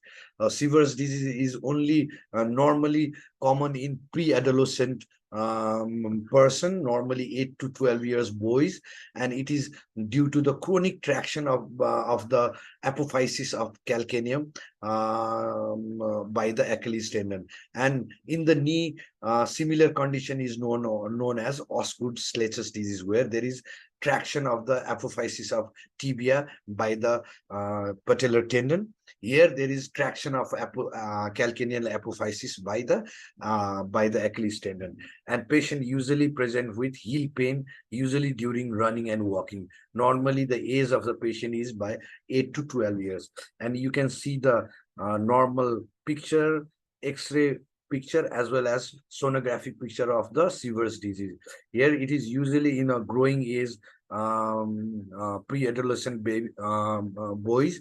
You can see this is the Achilles tendon which is attached to the posterior apophysis of the calcaneum. So if there is excessive traction of this Achilles tendon, this apophysis can get pulled out. So it is a and this is the typical presentation ultrasound picture of the calcaneal apophysis which is being pulled out by the traction on the Achilles tendon. So this is the picture again with osculus disease of the knee. Similar to that, this is the similar condition, but in the ankle. Here, if you see the this is the normal bird beak appearance getting attached to the posterior apophysis of the calcaneum, but in the lower part you can see the posterior apophysis of the calcaneum is being pulled out because of the traction by the Achilles tendon. So this is the sonographic picture of the Sever's disease. Now coming to the anterior ankle. So anterior ankle, most common is presence of effusion. As sir has already shown how to see the tibio-talar space. If you put the probe in the long axis in the tibio-talar space, this is the tibia and this is the talus, and you can see in between the talus and tibia, you can see black fluid in between this joint, and this is displacing the anterior fat pad in front. So this is the picture of effusion in the ankle joint. So here also you can see the tibia is here, talus is this, and in between the tibia and talus, you can see anechoic fluid over the anterior aspect of the ankle joint. And you can see this is the fat pad which has been displaced anteriorly. So this is common in acute ankle sprain. It is also common in degenerative arthropathy like osteoarthritis, or in case of inflammatory arthropathy like rheumatoid arthritis or gouty arthritis.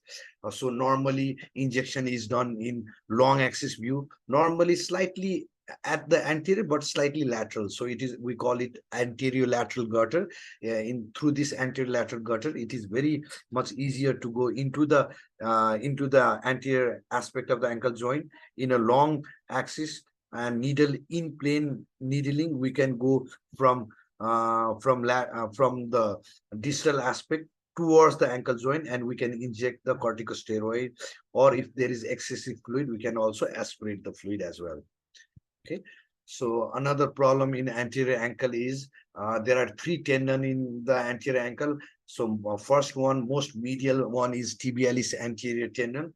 And here, like in any other tendon, tenosynovitis and tendinopathy is very much common in tibialis anterior. Normally, the area of the tenosynovitis is between the superficial, superior and inferior retinaculum. In between these two places, there can be Achilles tibialis anterior tenosynovitis as well as enthesopathy.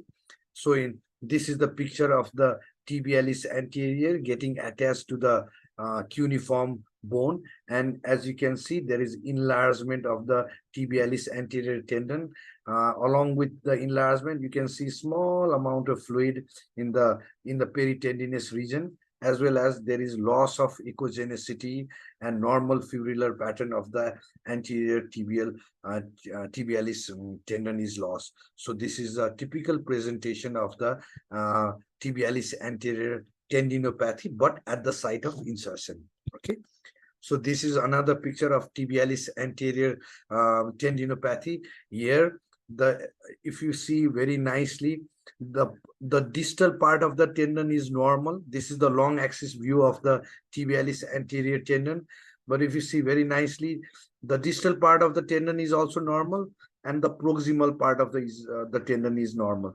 But in between these two, you can see there is thickening of the tibialis anterior tendon, and along with the thickening, there is loss of fibrillar pattern with swelling of the tendon. So this is the picture of tibialis anterior tendinopathy, and if you see nicely, you can see swelling over the tendinopathy. So there is a superior retinaculum involvement for the formation of this Achilles and anterior tibialis anterior tendinopathy.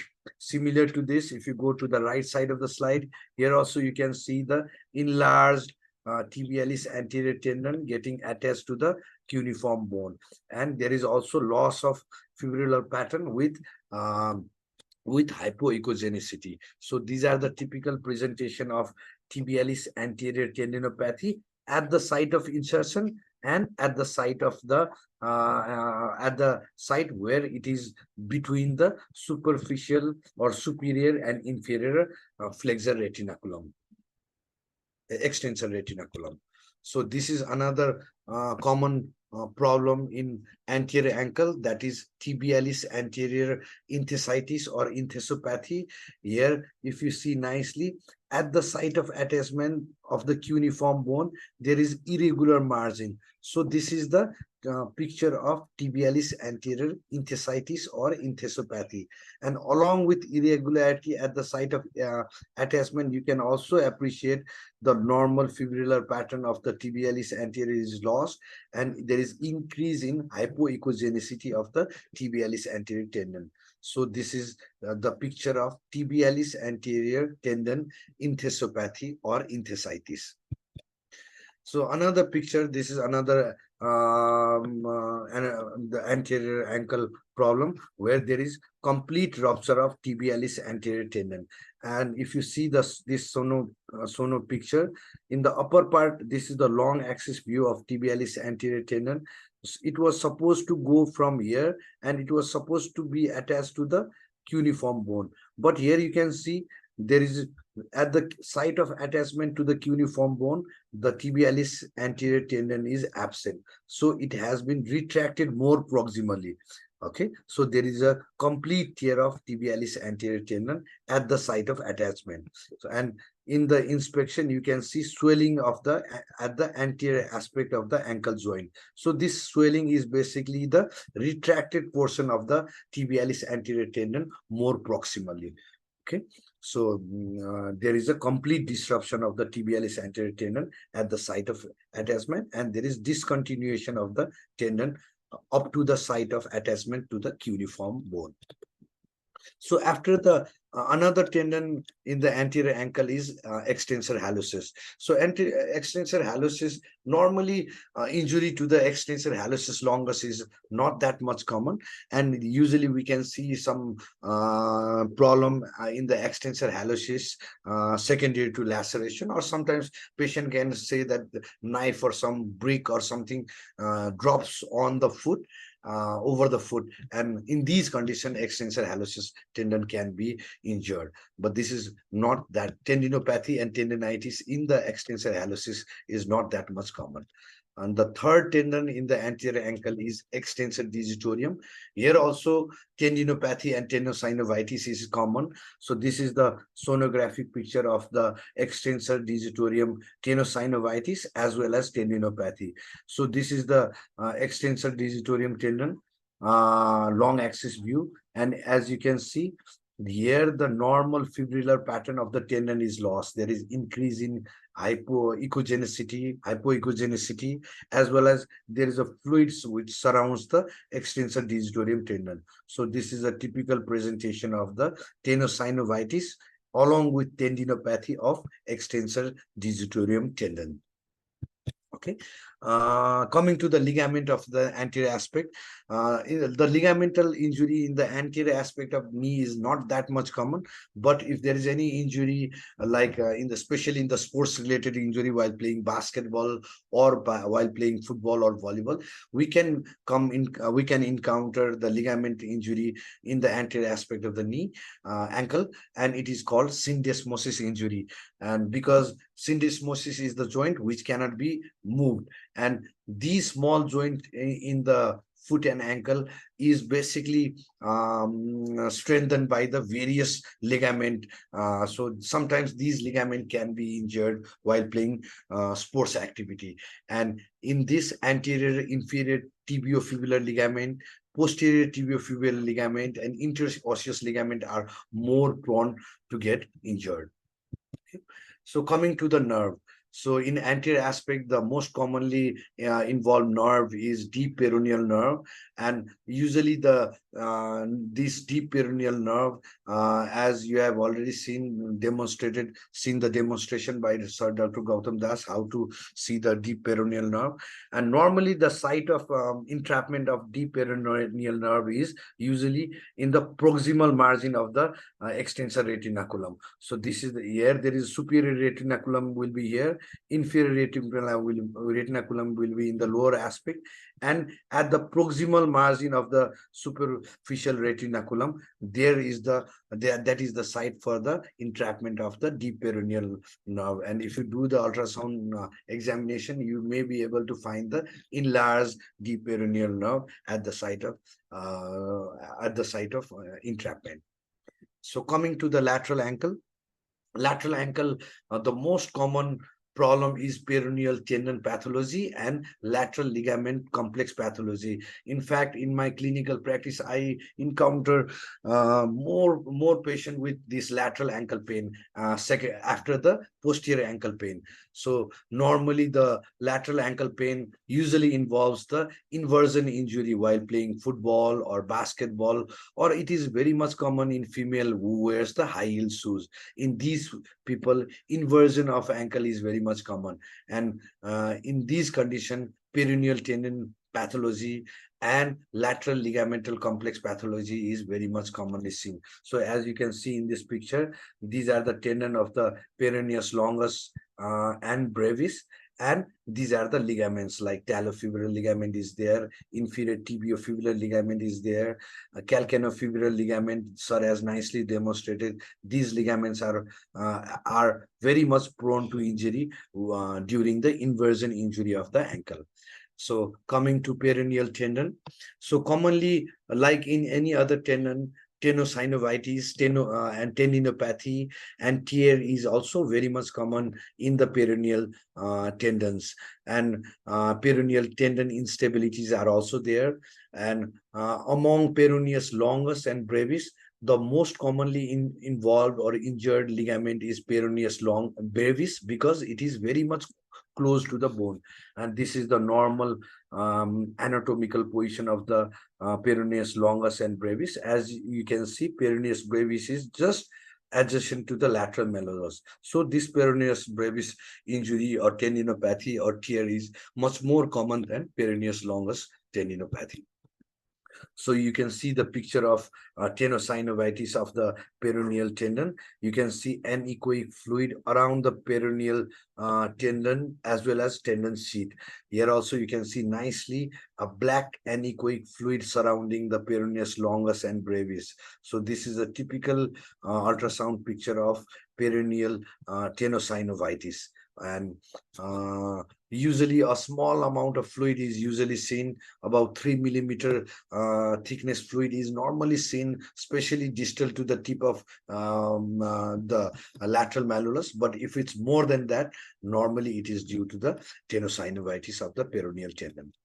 And this is the picture of peroneal tenosynovitis or peroneal tendinopathy and tear. Normally it is very much uncommon, but if there is acute ankle sprain, or if there is like overuse chronic tendinopathy, or in the inflammatory joint disease, sometimes complete or partial tear of the peroneal tendon can occur. So this is the long axis view of the peroneus longus and brevis. As you can see, the tendon at the site of attachment is completely ruptured, and there is a retraction of the stump of both peroneus longus and brevis to the proximal aspect. So this is the ultrasound picture of complete tear of both peroneal longus and brevis, so especially most probably related to acute ankle sprain or sports activity. So another is peroneus brevis enthesis is also common. As I've told you, this lateral ankle pain is more common in inversion injury of the person. As you can see in the picture, wearing a high heel shoes, there can be increased chances of inversion injury of the ankle.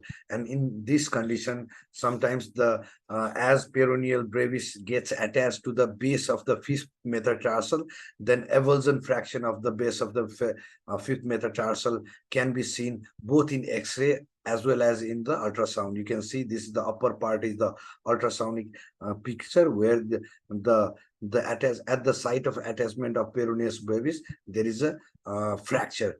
So sometimes bone can come along with the peroneus brevis outside, and this is the X-ray picture of the peroneus brevis sprain causing bony avulsion fracture of base of the metatarsal.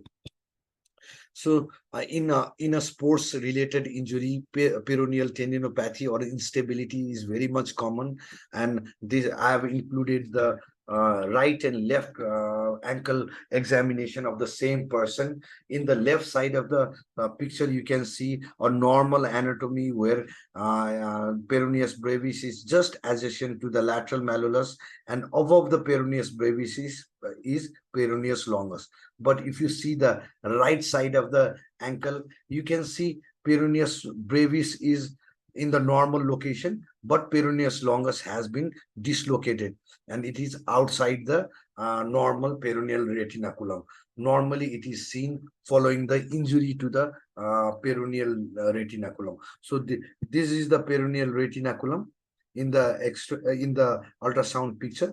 When there is any tear or any pathology in the peroneal retinaculum, there can be a high chance of peroneus longus getting displaced and subluxated. And this is the typical picture of the peroneus tendon instability and dislocation or subluxation.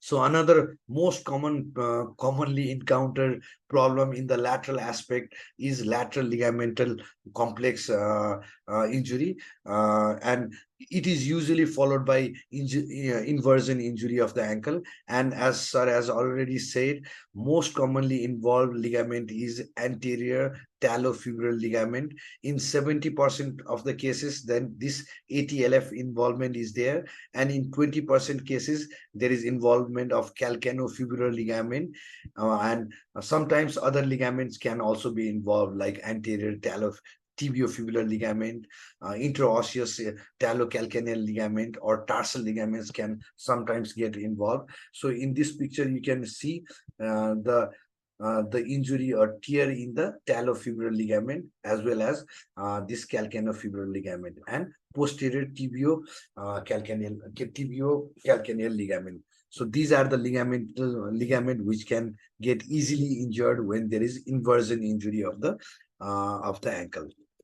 So in the anterior talofibular ligament, basically as sir has already mentioned, this is very nicely seen. The normally length of this ATLF is about 25 millimeter and thickness is about 2 millimeter.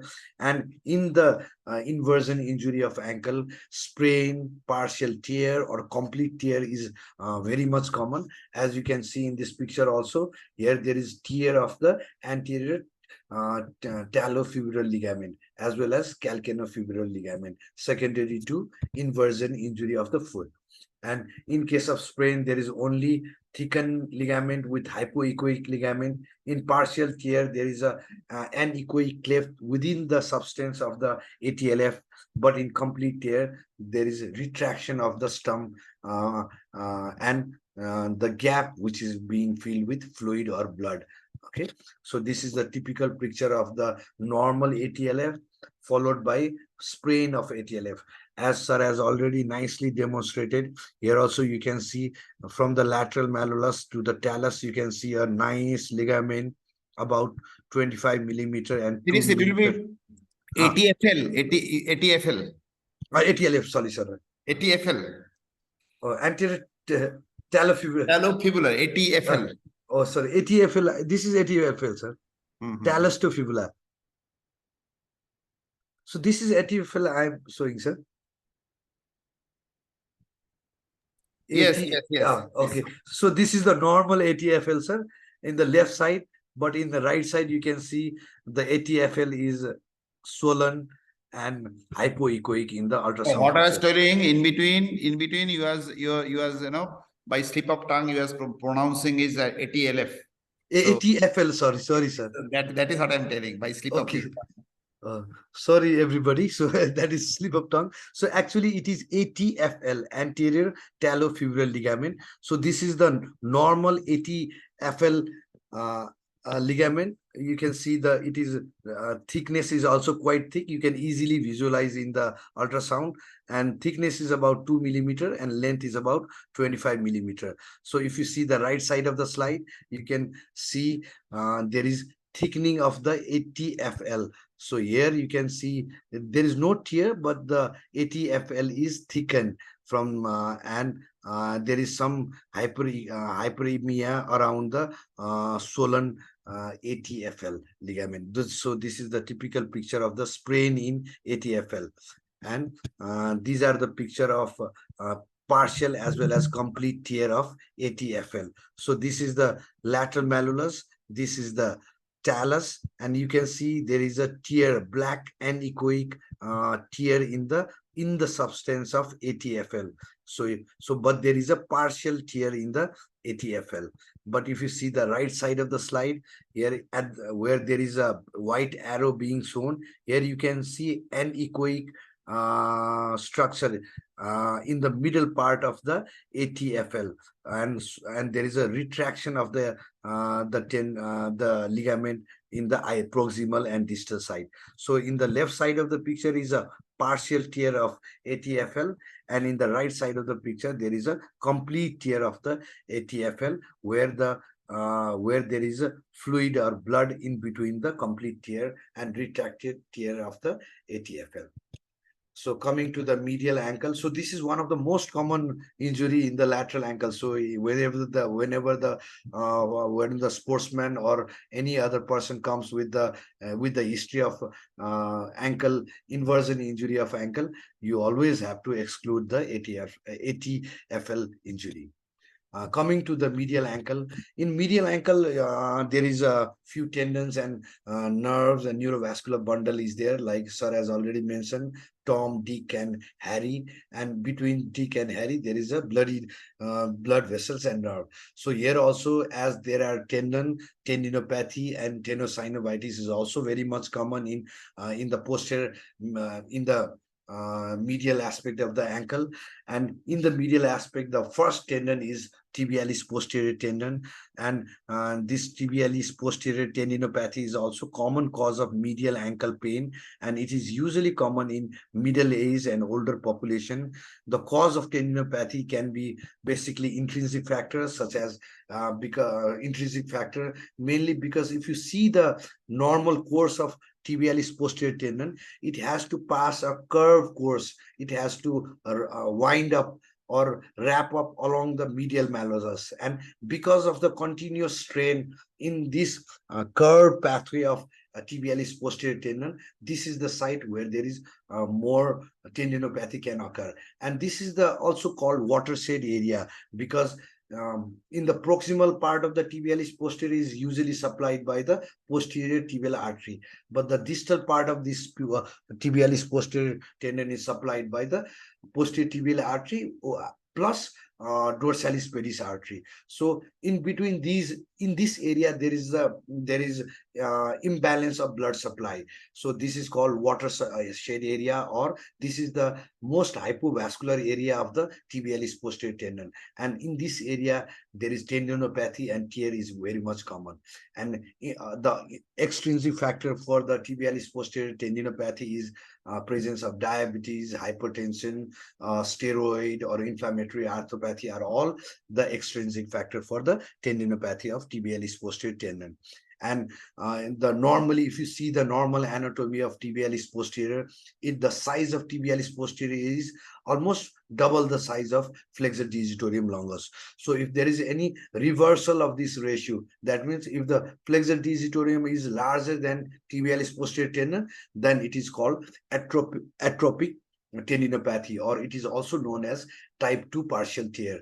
And calcific tendinopathy or insertional tendinopathy are also common in tibialis posterior tendon.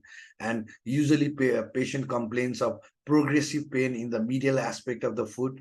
He also can complain with flat foot deformity and difficulty in walking in uneven ground, or difficulty in climbing upstairs and descending down. And when we palpate, there can be tenderness in the medial aspect of the ankle along the line of the tibialis posterior tendon.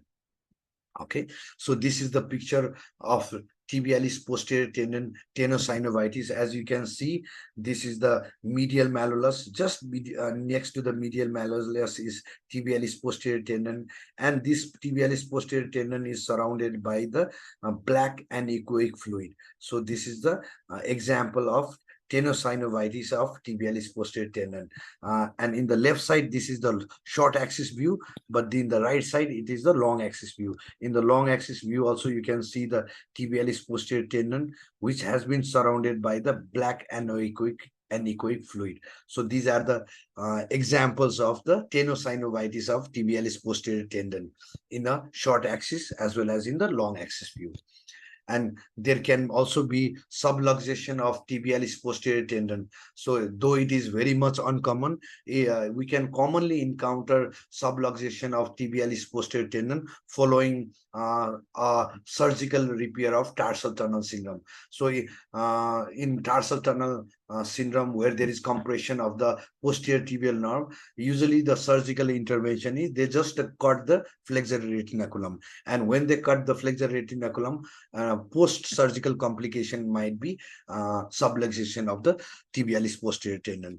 Unfortunately, I don't have any ultrasound picture of this, but normally there is, like the peroneal longus tendon being dislocated from the normal side, here also the tibialis posterior tendon can come in front of the medial malleolus. Normally it should say behind the medial malleolus, but since the retinaculum is already ruptured or torn for the treatment of tarsal tunnel syndrome, there is high chance of tibialis posterior tendon coming in front of the medial malleolus.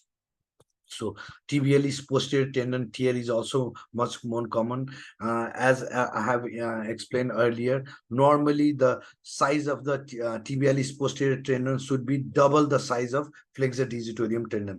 But if you see this picture here, this is the medial malleolus, and just near to the medial malleolus, there should be a large posterior tibialis posterior tendon. But if you see nicely here, the size of the tibialis posterior tendon is much more smaller than the flexor digitorum longus. So this is called atrophic tendinopathy of tibialis posterior, or it is also commonly called as type 2 tear of the tibialis posterior tendon. Here in the lower part of the picture, you can nicely see big flexor digitorum longus, but the size of the tibialis posterior tendon, actually it should be bigger than this, and it should be double the size. But unfortunately, here you can see small thin tibialis posterior tendon. So this is the picture of atopic tendinopathy of tibialis posterior, or type 2 tear of the tibialis posterior tendon.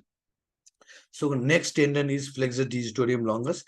Here you can easily see a big tibialis posterior tendon, and just to the side of the tibialis posterior tendon there is flexor digitorum longus. But here you can see a black anechoic fluid surrounding the flexor digitorum longus. So this is the ultrasound picture of the tenosynovitis of flexor digitorum longus. And if you turn on the color Doppler, you can also see increase in vascularity within the tendon or within the synovial sheath. And in the right side of the picture also, you can see a big tibialis posterior tendon, and just lateral to the posterior tibialis posterior tendon, you can see an anechoic fluid surrounding the flexor digitorum longus. And here, in addition to the fluid, you can also see the size of flexor digitorum longus is very much thin out. So this is the example of flexor digitorum longus tenosynovitis along with flexor digitorum longus tendinopathy. Okay, so and flexor hallucis longus, here also in flexor hallucis longus, like any other tendon, tenosynovitis and tendinopathy and tear is also common. But one very important aspect in this flexor hallucis longus tenosynovitis is that in most of the cases there is communication between the flexor hallucis longus and ankle joint. So if you see tenosynovitis of or a fluid surrounding the flexor hallucis longus, you always have to see the ankle joint. Sometimes the ankle fluid in the ankle joint can come and surrounds the flexor hallucis longus, and you might be mistaken with the tenosynovitis of the flexor hallucis longus. And in fact, it was the effusion of the ankle effusion. Okay, so this is one of the catch point which you always have to remember if you are scanning the flexor hallucis longus. And another, the medial ankle problem which we commonly encounter is tarsal tunnel syndrome. And this tarsal tunnel syndrome is exactly similar to the carpal tunnel syndrome, where the median nerve gets entrapped in the wrist. Here, the posterior tibial nerve gets entrapped in the osseous fibrous tunnel in the medial aspect of the ankle. And the common cause are like ganglion, cyst, or accessory muscle, or tumor, or even synovial hypertrophy due to the inflammatory arthropathy, or scar tissue, or fracture, or foot deformity. These are all causes of tarsal tunnel syndrome, and patient usually presents with neuropathic pain, pain usually in the plantar aspect of the foot and toes, and in chronic cases there can be muscle atrophy, and this neuropathic pain is usually aggravated in standing and walking, as well as when we do eversion of the foot and dorsiflexion of the foot. These symptoms get aggravated, and patient usually complains of night pain as well, like in carpal tunnel syndrome. And these symptoms are usually relieved when patient takes rest. And tinel sign is also positive in these patients. And there is another sign, that is when you put the probe over this tarsal tunnel, this can also induce tinel sign. This is known as sonopalpation induced tinel sign. So you don't need not tap the posterior tibial nerve to get a tinel sign. Sometimes putting just probe over the medial aspect of the this ankle over the tarsal tunnel can mimic the neuropathic pain because of the pressure. So this is the picture of the entrapment of the posterior tibial nerve in the tarsal tunnel. And this is the in the right side, you can see the picture pain distribution in the tarsal tunnel syndrome. Here you can see the red aspect in the pain distribution throughout the foot and to the toes. There will be a neuropathic burning, tingling, and numbness pain, complained by the pain secondary to the tarsal tunnel syndrome. And this is one of the picture where you can see the tarsal tunnel syndrome is due to the ganglion cyst inside the tarsal tunnel. And here you can see a needle being inserted to aspirate this ganglion to for the treatment of the tarsal tunnel. And you can see here the ganglion is compressing the tibial nerve in the tarsal tunnel, which is giving the patient the compressive neuropathic type of pain. And just aspiration of the ganglion cyst can relieve the pain. Previously, they used to go for the surgery. They used to cut the flexor retinaculum, like in carpal tunnel syndrome, for the complaint of tarsal tunnel syndrome. And coming to the ligamental injuries, medial ligaments, especially known as deltoid ligaments, these are very strong ligaments, and injury to the medial ligament of the ankle is much more common than the lateral counterpart. So in the lateral, inversion injury can cause lateral ligament injury, but eversion of foot injury is very much less common, and thus the medial ligaments like this tibio-calcaneal or tibio-navicular or spring ligament injury is very much less common. Out of this, the injury to the spring ligament is commoner than other ligamental injury. The normal size of the length of the spring ligament is about 7 millimeter, and it mainly helps to stabilize or maintain the medial longitudinal arch of the foot. And normally, since this spring ligament is very much close in communication with tibialis posterior tendon, so any diseases or tenosynovitis or tendinopathy of tibialis posterior tendon can cause injury or pathology in the spring ligament. And second most common cause for spring ligament injury is when the patient lands directly on the foot, like when the parachute jumper or lands on the foot heavily. So this can cause injury to the spring ligament. And when you see the ultrasound examination, you can see like complete disruption or partial disruption of the spring ligament. Okay, so this is the picture of the various medial ligament. Here you can see the ligament, and this is the longitudinal ligament, or the horizontal ligament is the spring ligament. Okay, and this spring ligament is in the middle part of the picture. If you see, pay close attention, the spring ligament is very much uh, closely associated with the tibialis posterior tendon. So whenever there is problem or problem in the tibialis posterior tendon, it can cause problem in the spring ligament also. So, and in the right side of the picture, you can see this is the upper part is the tibialis posterior tendon, and the lower part is the spring ligament, and you can see the anechoic cleft within the substance of the spring ligament. So this is the picture of the tear in the spring ligament following the acute injury, most probably the heavily landing on the foot. This can cause tear in the spring ligament. So these are few sonographic picture of the ligamental injury in the medial aspect of the ankle. Thank you. Thank you, sir. So this is the mostly pathology in the ankle. Hello. Yes, serious. Okay, so this is so there are not You have more. almost covered everything, So and it was a nice presentation. thank you, sir. So if there is any question for series, you can ask, and go ahead with the slides, go ahead with the recordings, and read it at the beginning. I told you there are lots of things in the ankle, and series has presented very nicely. Sir, I have a question for Siri, sir. Yes, please. Sir, once can you elaborate on the treatment of calcific tendinopathy of Achilles tendon? Because Okay. that's quite commonly seen. Okay, thank you for the question.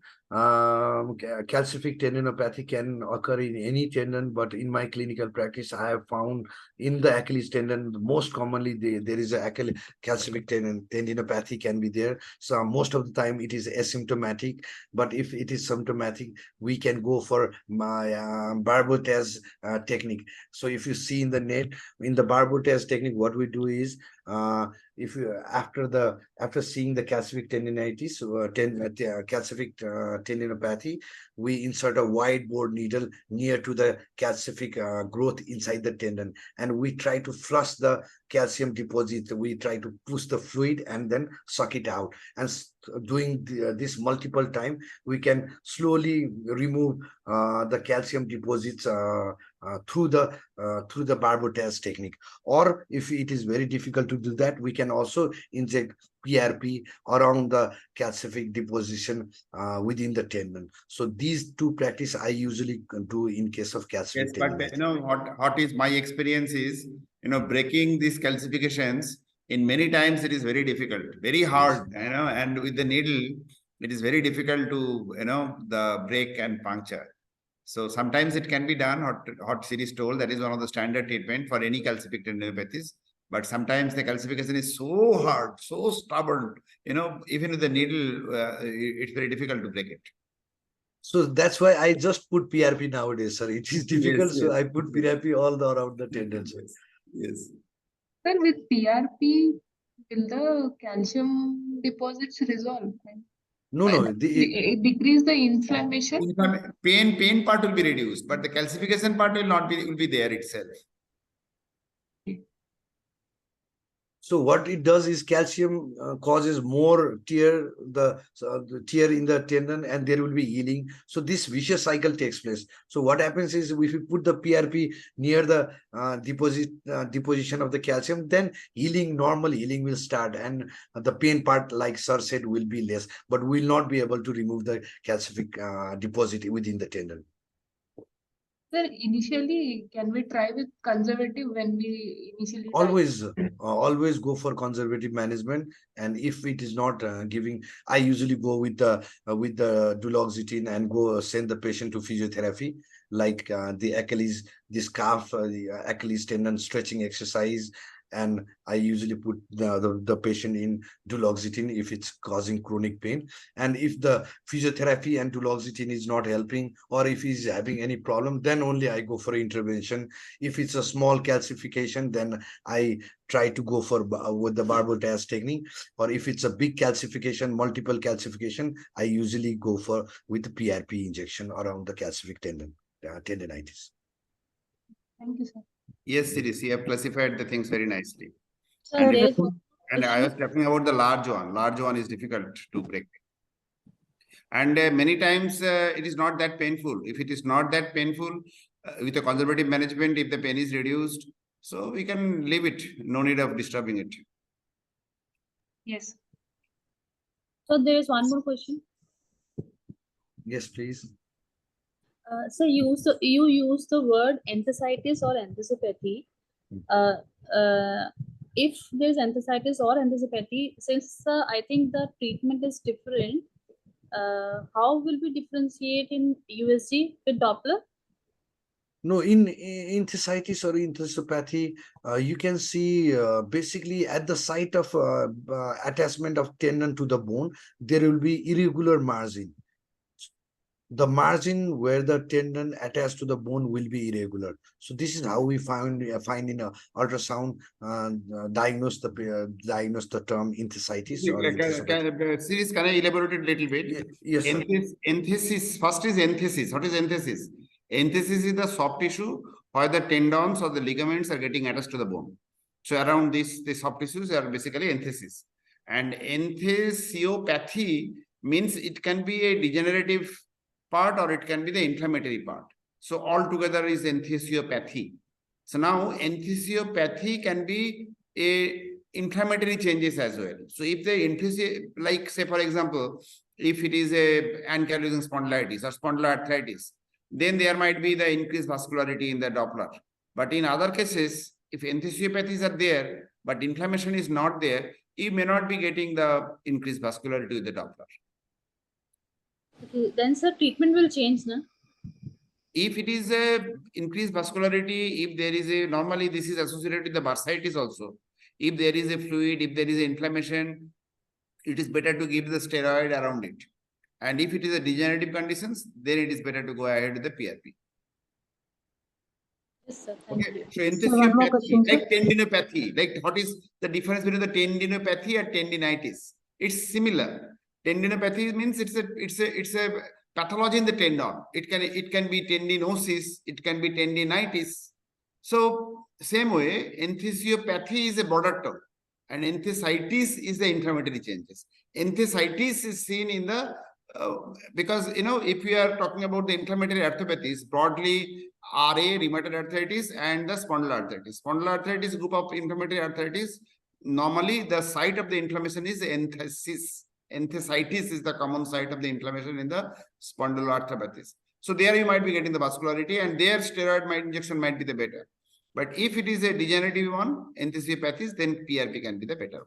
Or other way you can remember, if it is an acute one with all the different signs of inflammations, short duration pain, you can go ahead with the steroid. But if it is a chronic one, longer duration, signs of inflammations, increased vascularity is not there, then you can go ahead with the PRP. Thank Am you, I clear? sir. Yes, sir. Thank you. Okay, okay. So one more question, Suresh sir. Yes, sir, please. Sir, of all the pathologies you mentioned, which are the indications for interventional management, sir? Intervention management always go if the conservative management fails. Like if you talk with all the pathology, I will usually go for intervention in ATLF injury where there is sprain or PRP. I won't usually go for the this conservative management. But in any other thing, I would first try with conservative management, then only followed by intervention. Okay, let me tell you. Let me give you an example. Very recently, in fact, my son is here with me right now. So my son, while playing the football, had an ankle injury. So he is there at Savangi, Nagpur. So ankle was swollen, the cast was there, and their orthopedic surgeons both told that ankle sprain. Exactly, they have not mentioned which sprain, which ligament, and they put the cast. and he was raised. So he was telling, okay, sir, what I'll do? So I'll be coming home. So he came home, and on examination, we found that clinically it was a TFL positive. Then I did the ultrasound, and I found that there is a partial thickness tear, and there was hematoma there, and some, the hypoechoic areas are there within the tendon, or within the ligament. A TFL injury was there, partial thickness. And then it was, now it is 2 weeks duration. So now what should I do? 2 weeks duration, should I go ahead with the PRP injection, or should I go ahead with the conservative management? So definitely initial part, I always tell this thing that the body's chance is first chance. First, you give the chance to the body so that it can heal it naturally. So normally the ATFL partial tear can be, healed within 4 to 6 weeks. So we are waiting PRP, we may not give the PRP, though some recent papers are also telling if you are giving PRP in the early, that can be hastening your recovery quicker. But here, we may be treating it conservatively for some time and looking at the tendon tear, ligament tear, whether it is getting repaired or not. Then we can go ahead with the interventions. That means what I'm trying to tell, that the interventions sometimes do miracle, but in many situations, there is still a role of conservative management, and conservative management can be tried at the beginning, and then only you can go ahead with the interventions. This is almost applicable in most of the situations. I will not be telling you everywhere, but most of the situations. So, if we give PRP or the natural healing, is there any difference in the strength of the healed part? That means the ligament. Till now, those kind of papers are not there. Only thing is PRP can hasten the ligament injury. I have also seen this kind of injury that 6 months later I am seeing the ATFL injury, or 3 months later I am seeing the ATFL injury, or ACL, anterior cruciate ligament injury. Partial injury is there. It should have healed naturally by this time, but still the injury is there. So these are the ideal case what to do for the PRP injections. For the acute injury, we should be waiting a little bit to see whether the body is repairing it nicely or not. But as I told you, some of the recent papers are telling, okay, if you are giving PRP early, then that might be hasten the recovery. Now again, what you are telling, whether the strength of the ligaments will be better if you are giving PRP early, we need more studies. Yes, sir. Thank you, sir. Sirish, sir, I wanted to ask, regarding your presentation, you were mentioning that the flexor hallucis longus, when there's fluid there, it could be from the ankle joint as well, the tibio-talar joint. How about if it's from the fluid from tibialis posterior and the flexor hallucis, digitorum? So normally the literature says that the ankle joint it has a communication with only with the flexor flexor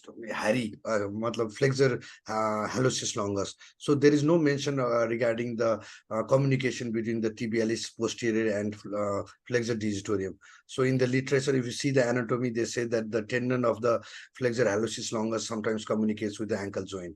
So it is only with the flexor hallucis longus there is communication, but with the tibialis posterior and flexor digitorum there is no communication. So if there is tenosynovitis, if you see in the ultrasound of tibialis posterior and flexor digitorum, you can be quite sure that is within the tendon of these two mentioned tendon. But if you are saying fluid around this flexor hallucis, then you always have to scan the ankle and see whether there is effusion that might be coming to the tendon, and you might mistake this with the tenosynovitis of the this flexor hallucis longus. In the anatomy, if you go to the anatomy book, there is no mention of a communication between the tibialis posterior and flexor digitorum, but the tendon of the tibialis hallucis has a communication with the ankle joint. So they have specially mentioned in the USC book that if there is any joint swelling around the hallucis longus, you always have to go to ankle and see whether the ankle effusion is causing the effusion swelling around the hallucis, or it is the other way around. Okay, noted, sir. Thank you. Okay.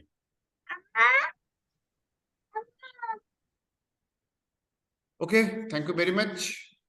So there is a question in the chat box. Okay. I have not seen it. Let me see. Can we inject You it? can read it. Can we inject in the tarsal tunnel and how? Series, can we inject it? It is one of the very common. Tarsal tunnel syndrome is one of the common, like carpal tunnel syndrome. Yes, like sir has said in carpal tunnel syndrome, yes, we can inject local anesthetic with steroid or even dextrose around the posterior nerve. But it depends. Like I have mentioned, ganglia, which is causing pressure effect to the tibial posterior, where the aspiration of ganglia can be taken. But if you don't see any other like visible pressure aspect like ganglion or anything which is compressing the tibial nerve, you can always, like in carpal tunnel, you can always or inject around the posterior tibial nerve in the long axis view. In plane long axis view. Yes, that means if something is mechanically pressing the nerve, then you have to remove that mechanical things like ganglion.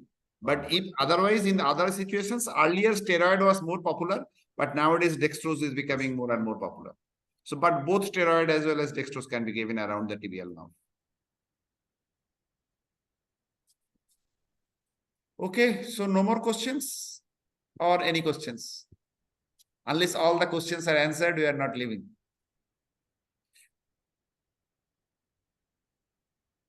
Okay, so no more questions. So you can say good night. Thank you very much. And almost we have completed 8th module. So 4 more modules, and after that exam, I hope everybody will be going through the recordings. Recordings will be available till even if after the course, another 2 weeks will be there, where the 3 weeks recording will be available till end of October. So you can read it again and again. But exam will be starting after the 12th module. The exam will be open. Exam will be automated exam. So that means you will be exam link will be open after your 12th module. And after that, over the next 2 weeks, you can appear for the exam. Anytime at your choice.